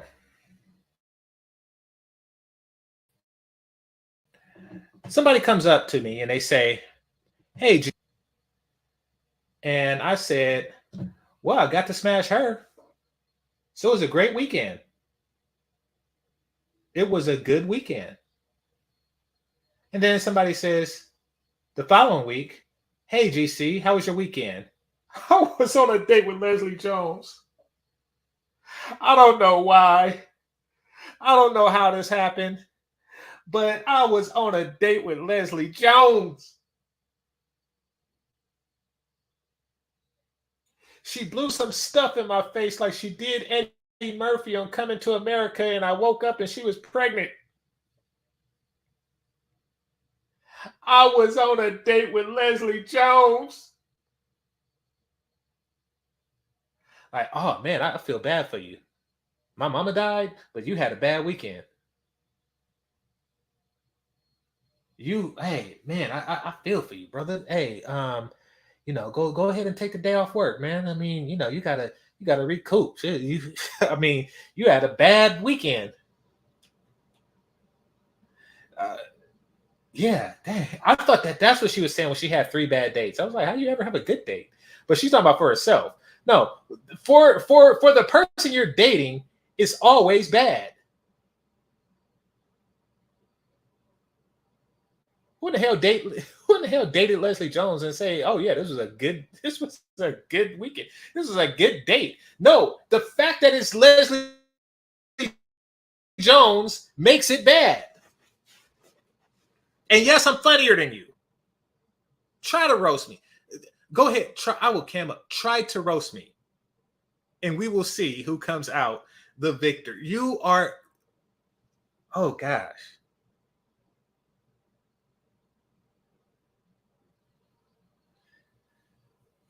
Yeah. How was your look at her on the screen? That is a good weekend.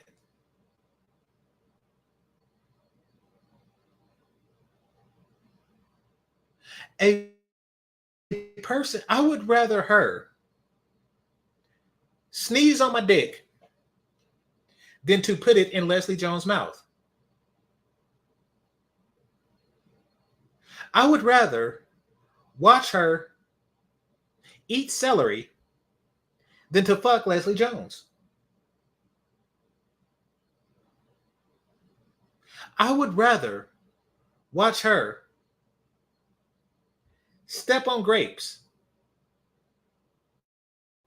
than have Leslie Jones wash my dishes.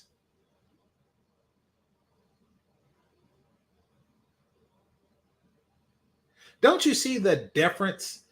Anyway, I got a lot to go, and I should have wanted to keep this at 2 hours, but I'm gonna go a little bit further because Bernard sent me the link.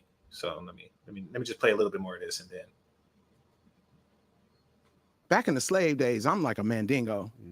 I would have all of the good, all the good dick. I would never be single. This bitch had the audacity to say that back in the slave days, I will have all the good dick. What does that mean?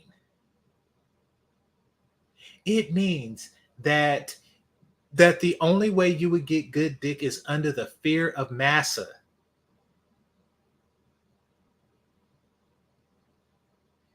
Massa has to put the fear of the white man in you. She hopes for slavery so she could get some dick, is essentially what she's saying. I yearn for slavery, that way I can get some dick. I want to live in a world where black men are forced under the threat of castration, under the threat of whipping, under the threat of maiming. I yearn for those days. I want the days of that. That way I can get some dick. It has to be forced. She's essentially saying that free men won't fuck her.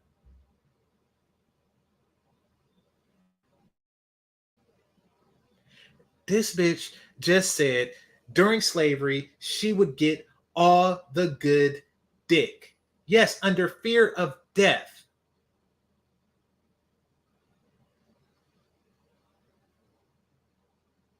And that is the problem. You ever read like Frederick Douglass and people like Solomon Northup? And I know he don't have an autobiography, but you ever read about Nat Turner? You ever wonder why Nat Turner escaped and started a rebellion? Is to not fuck her ugly ass.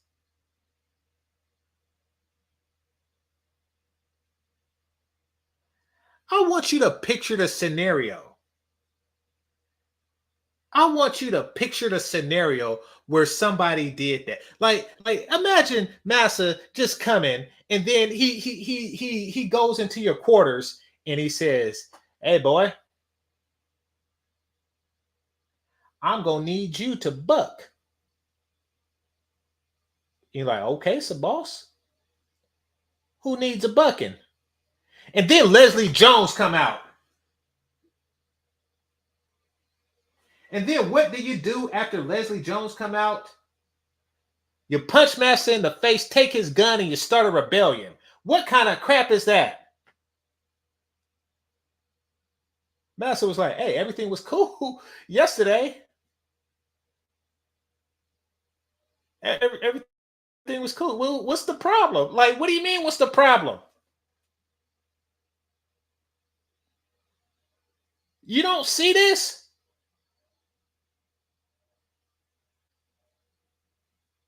Nat Turner was like, fuck this shit, I'm out. Fuck this shit, I'm out. Fuck this shit, I'm out. He was gone. Django. He was gone. And I don't blame him.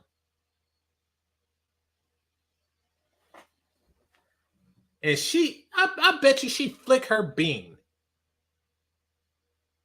bag.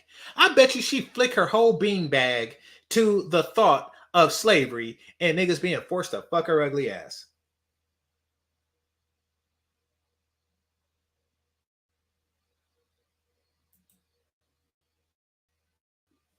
Would never fucking be single. Like, I just wouldn't. Like, I would get all the Denzels, I would get all the Shaq. You're still single if they're made to spend 10 minutes fucking you every 9 months. And you call that not being single. Why? Because it's better than what you got right now. It is better than what you got right now. Jesus, this chick is sick.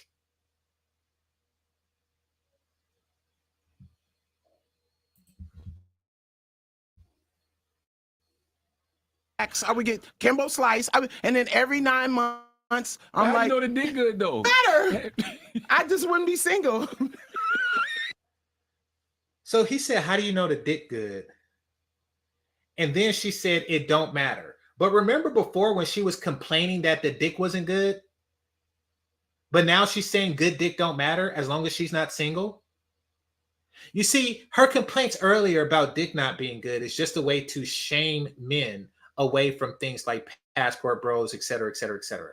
That's just her way. That's just a shaming tactic. Oh, the dick not good.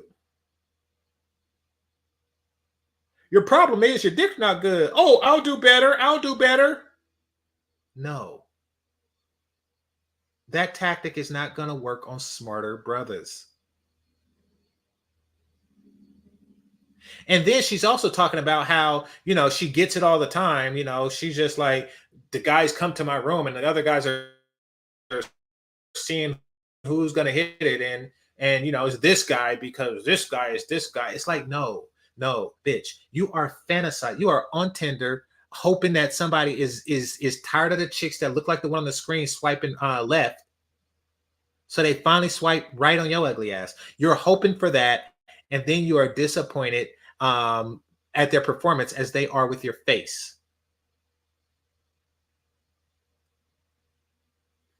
Okay? That is your life.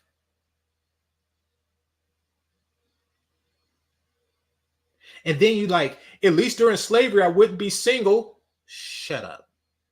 You're stupid. And you say stupid crap. Praying for slavery so you can be in a relationship where a dude has to fuck you. Oh, God. Oh, God. Like these fucking prison guard bitches. At least I'm in a relationship. Ain't that a bitch?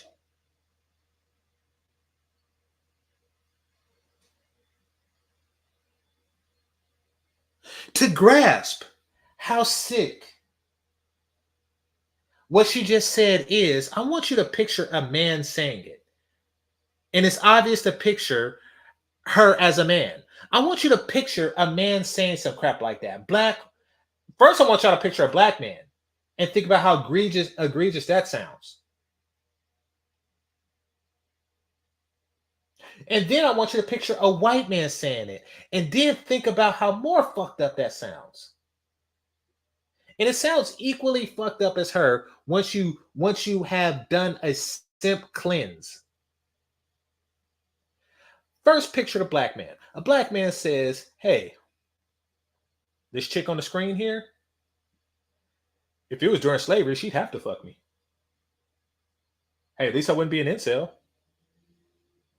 Master would make her fuck me. Then when she get pregnant, he'd make somebody else fuck me. Imagine how pathetic and desperate and just sick that sounds. And now picture a white man saying that stuff about the chick on the screen. And about all these chicks on the screen. Oh, yeah. During slavery, I would be Monday, Tuesday, Wednesday, Thursday, Friday, Saturday, Sunday, Monday, Tuesday, Wednesday, Thursday, Friday. That is how she sounds. It is sick.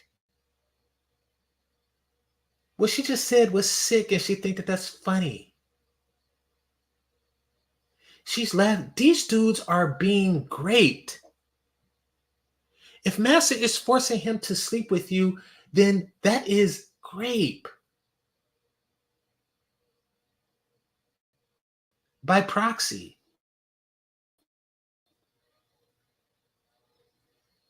Why? Because he wouldn't consent to it otherwise. And we know that he wouldn't consent to it otherwise because they're not consenting to it otherwise. That's why you're yearning for slavery.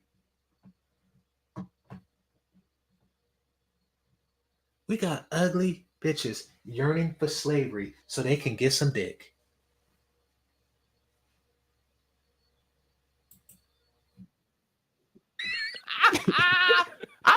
My card would be full. Yeah. You know, look at my teeth.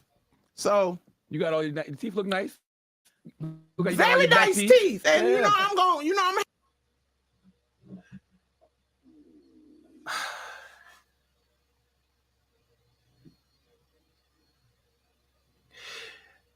Somebody tell me about the woman on this screen's teeth.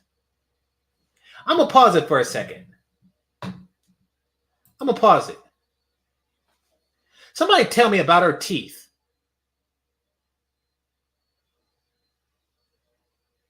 What do you think of her teeth? What about the last woman? What do you think of her teeth?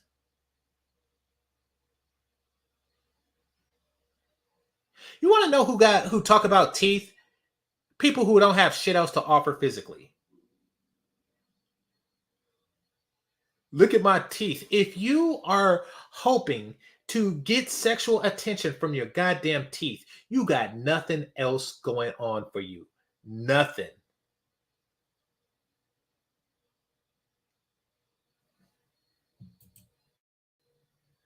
Look. Nobody gives a damn about her teeth. Press 1 in the chat room if you would fuck this bitch with dentures. Press 1 in the chat room if she pulled her dentures out and right in front of you, put it in a glass of Effordent and offered to suck your dick, you wouldn't take it. This bitch talking about teeth. Look at my teeth. You ain't got shit else genetically to offer a motherfucker but teeth. Jesus.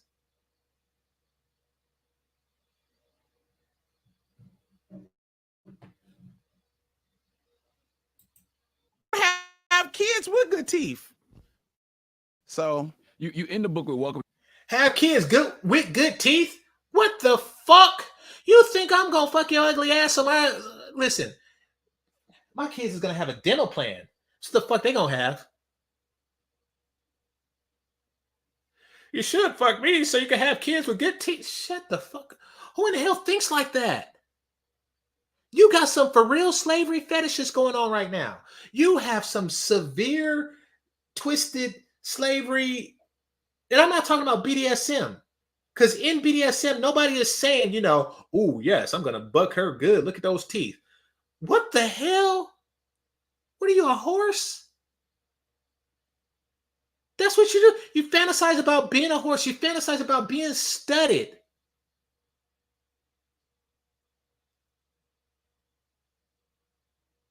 Ride it, my pony. That is your song, huh? That's porn to you. My stallion. That is your song.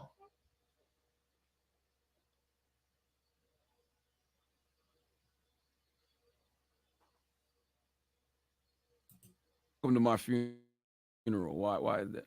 Because I mean, every time you see a celebrity funeral, don't you go, they didn't plan that? Okay. Like they had This is just some more unfunny crap that she has to say. Let me get this link that Bernard sent me, and then we somebody said a horse looks better. Saint said a horse looks better. Man, this chick, shut the fuck up. If it were up to me, ugly bitches wouldn't be allowed to vote. You think the world gives a fuck about your opinion? It means nothing.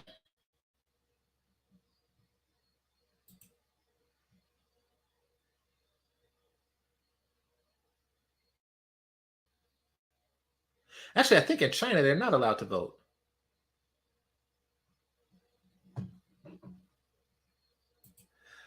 There's a Netflix series called Mask Girl. And I'm not going to spoil it, but it's a very good series, and it takes place in not America, in Asia, Earth, somewhere in Asia, in the Orient. There lived an Oriental girl, and what had happened was she was a very pretty girl, like a pretty 5-year-old, a cute 5-year-old, right? And she used to do school plays and everything, and she just was like, I'm going to be a star, right? When I grow up, everybody's going to know my name, and they're going to see me dance, and and I'm just going to be famous for that, right? And then one day, she didn't age well, and one day she's still in the room dancing, and her mama came and said, "No one's going to want to see you dance with that face." And that's keeping it real. Her mama just kept it real. Like, listen, it's your face. You should have, puberty happened and you was just all wrong looking.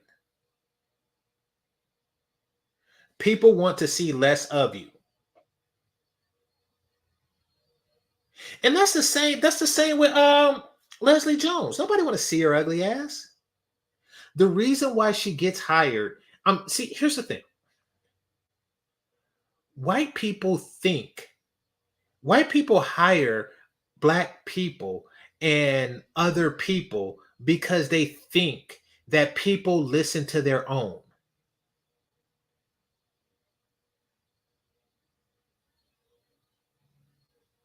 Like the Marvels, right? The Marvels flopped. It flopped. And worse than it just flopping. As it did, it flopped. But worse than it just flopping, right? It's the mentality, it's the idea that flopped. The idea that you can hire your target demographic as your employee base, thinking that that demographic is going to watch it because of that.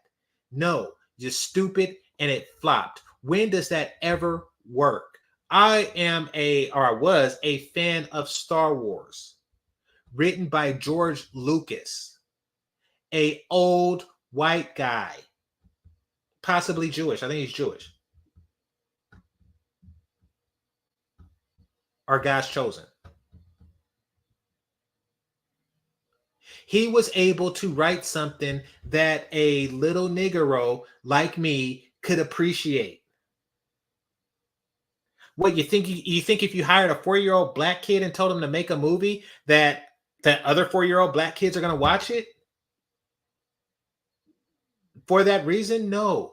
People can write for different demographics than themselves. So it flopped because they're like, okay, we're gonna have like a female, we're gonna have a female black and a female white and a female Latina and a black female director who's 34 years old and never directed anything of substance in her whole damn life. We're going to hire her, and yes, she knows what she's doing because she's a young black woman, and we want young black women audience. So we're going to hire her to direct this $270 million film. We're going to put the $270 million in her hands, and it's going to make money because black women are going to come to the movie in droves because you're stupid. You're stupid. You're stupid as I don't know what. She don't know sci-fi. She has never read a comic book in her whole damn life. You're stupid. You're stupid. You're stupid.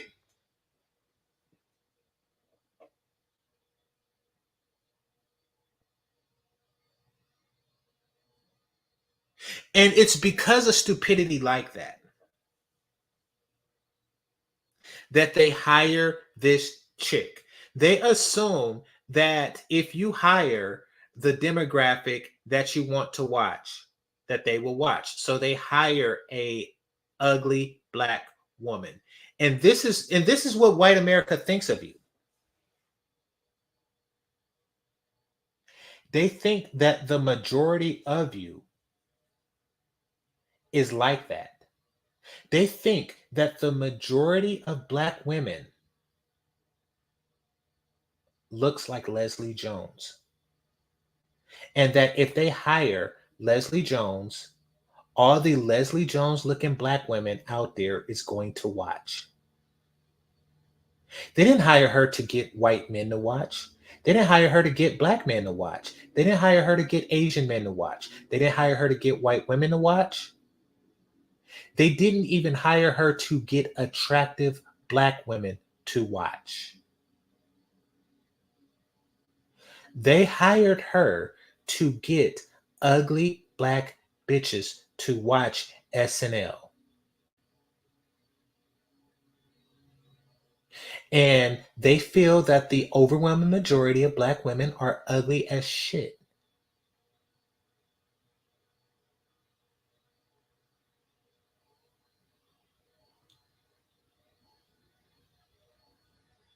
Ugly black woman is its own demographic.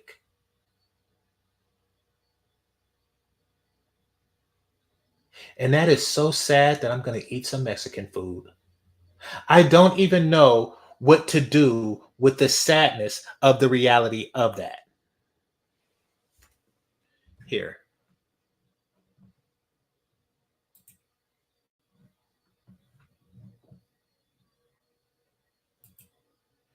Exactly. They hire like alphabets. They hire alphabets to speak to alphabets, but regular people, you don't have to be, hold on. You don't have to be an alphabet to speak to an alphabet. Alphabets have been watching movies for years that is written by non-alphabet people. But it's that thinking, like you try to appeal to that group. So you hire like the most flamboyantest, like cringiest dude out there, and you just turn off a different demographic. And that's why the Marvels flopped. I didn't even see it. But I seen a flop coming. I know a flop coming when I see one. I know some floppy BS when I see one.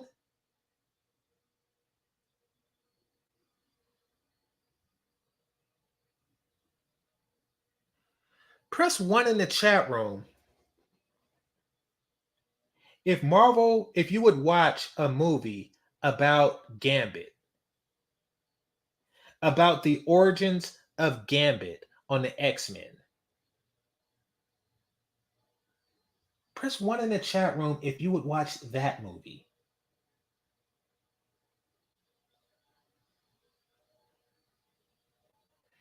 Press 1 in the chat room if you would watch a movie about Storm growing up in Africa, or a Disney Plus series about Storm growing up in Africa. Because let's just throw some women in there. Let's throw some diversity in there. You know,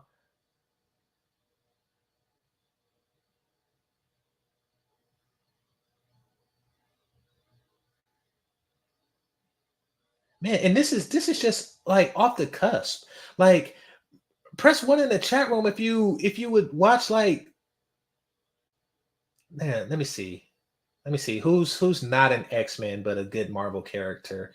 And I'm not just gonna go with the obvious. I'm trying to find like the secondary people, because that's what they're down to, because they kind of did it big with Avengers. But let's just go with some of the secondary people and like see if they got like a interesting story, like War Machine. He started off as a soldier. Yeah, like Deadpool and stuff. Like, I mean, Marvel has been at it with comic books for decades. There is so many sub stories. There is so many origins of apocalypse. There is so many like sub stories that you can get into, and you don't have to just stick with like the main everybody knows they name characters.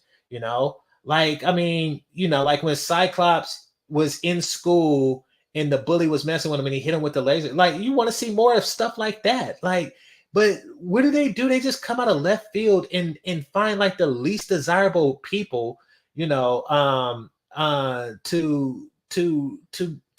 make stuff about.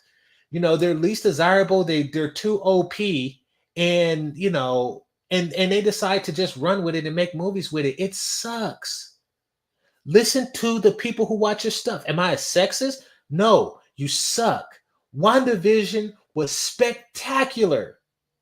WandaVision was all female and spectacular. That was some interesting Marvel stuff. I give credit where credit's due. Right, Colossus. Why is this Russian dude fighting with the American flag on? Like, exactly. Like, listen, if the thing from Fantastic Four, had a show and they really was just like deep with it, like, yeah, I'm a superhero, but at the end of the day, I am made of rock. This is when I'm not fighting crime, I'm just a big ugly dude that's made of granite.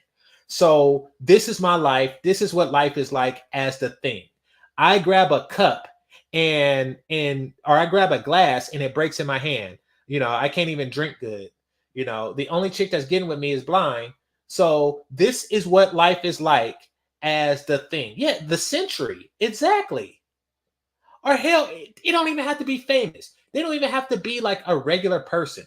Just the day in the life of a regular guy or girl that live in Asgard. There is so many. We have universes. There's multiverses of stories to tell, and you still suck. And the reason that you suck is because you are hiring writers and directors and people based on diversity, not talent. I'm a regular person. I'm a regular nerd, and I am pulling stuff out my ass that is better than the stuff that y'all come up with. Imagine if you hired people that write Star Wars, or excuse me, that read Star Wars like I do, that read comic books like I did. Imagine if you hired these people and they and have them give their take on it. You're stupid. And you're ruining the stuff I like with your stupidity. Gen V was great. What do you mean it wasn't bad? Gen V was great. Invincible, great.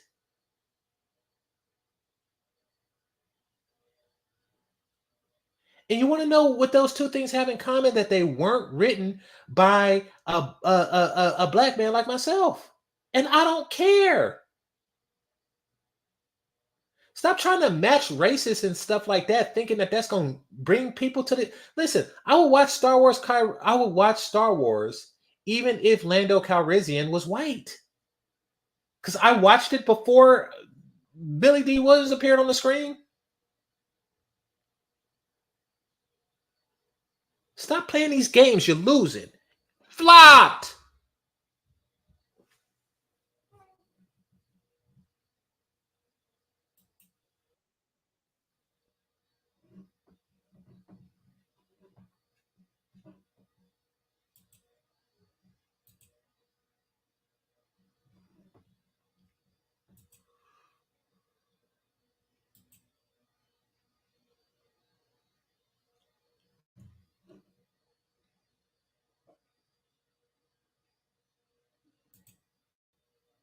Being able to force themselves to have a wife, you know?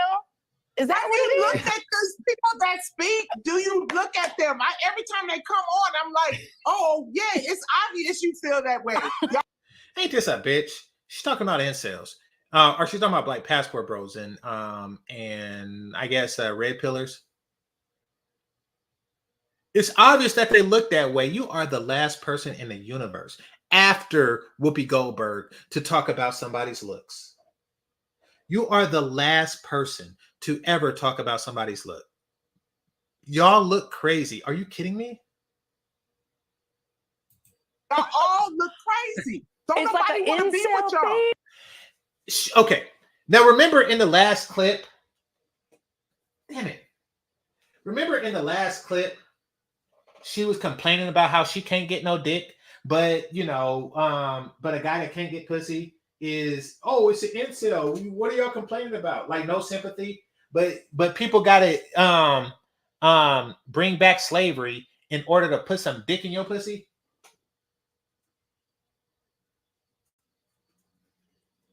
Hold on.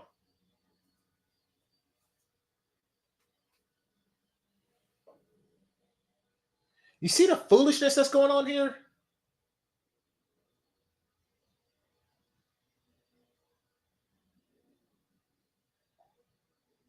Hit the like button. So Is it? so any other way to get us to have to be like, I saw this thing today that was just like, oh well, there's like 30% of 30-year-olds haven't had sex in a year. Saw that. Like what? So that's our fault? It's not your damn fault. That's for damn sure. Because here's what she's okay. You gotta put yourself in the mind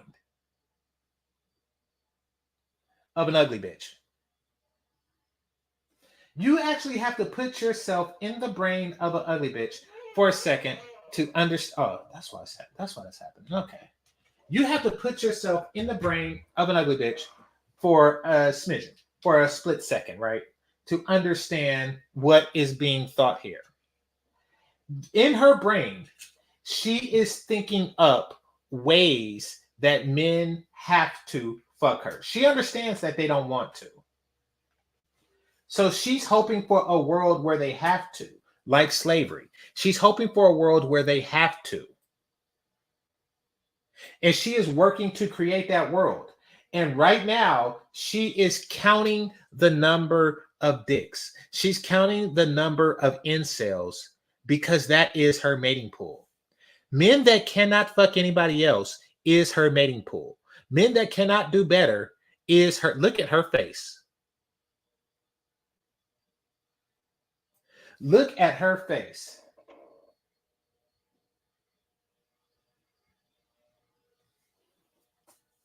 Somebody said King Kong and Donkey Kong's love child. Yeah. Look at her face.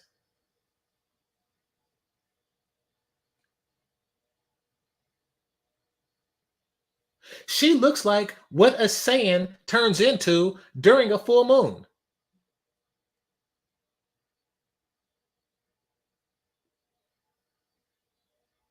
For those of you who don't know, it's a Dragon Ball Z reference.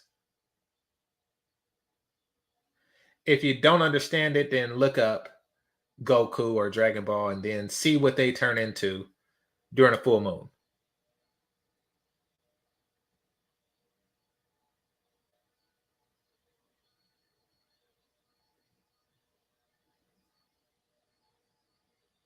Look at her face. Nobody's saying it's your fault because each and every single incel is not interested in you. That's the thing.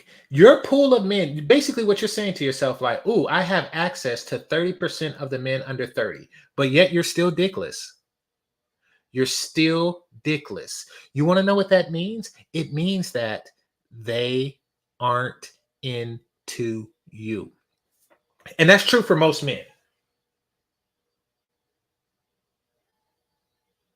Right now, I'm not going to say mine, but right now there exists men whose dick is hanging in either the left or right pant leg of their pants. It's hanging dryly in the left or right pant leg of their pants. And those men would rather have it there than in you. They would rather have it there than in you.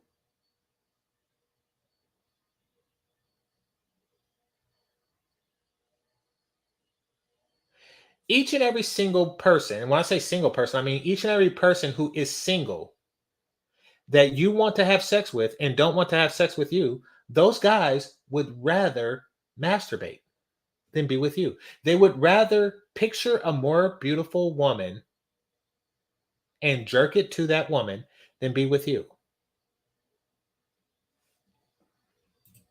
That's our fault. So what you do in reaction to that is take our rights away instead of maybe send them to a dating class.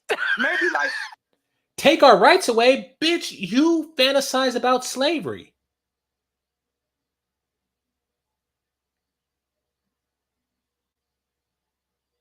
You just fantasized about slavery as being the only way you can get laid. And you're talking about, first of all, who's trying to take women's rights away so they can get laid?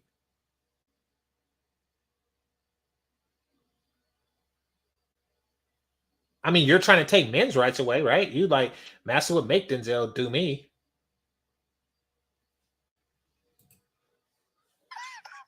Get Chuck Woolery up in here or something. What the? It feels like these are just dateless men who are like trying to legislate their way into being able to force themselves to have a wife. Is that what it is? Look at those people that speak. Do you look at them? Every time they. Okay, she's talking political, and we don't even know the politics of a incel or if there's any correlation. So yeah, that's just the go-to thing. If you are outside of groupthink, then or you have a political or philosophical ideology that isn't a part of what they're pushing, then you are an incel, and everything you say is a result of your inability to get laid. Which is, she has an inability to get laid. And this isn't me getting political,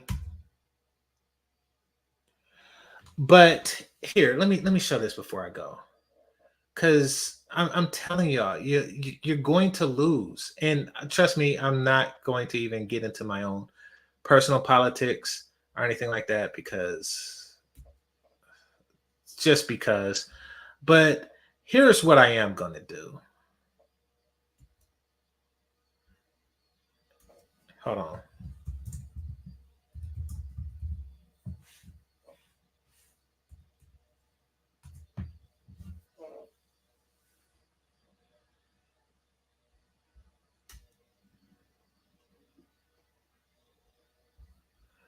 All right. And I hate that I'm having to do this because it borders the political spectrum.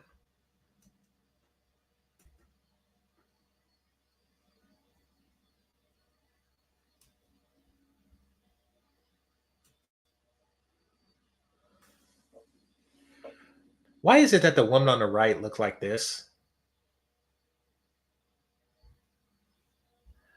Like, why is it that the women on the right looks like this. And the women on the left look like Leslie Jones.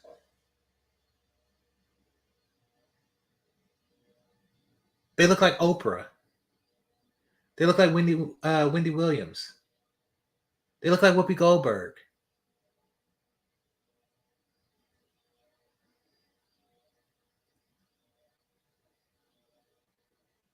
Ever notice that?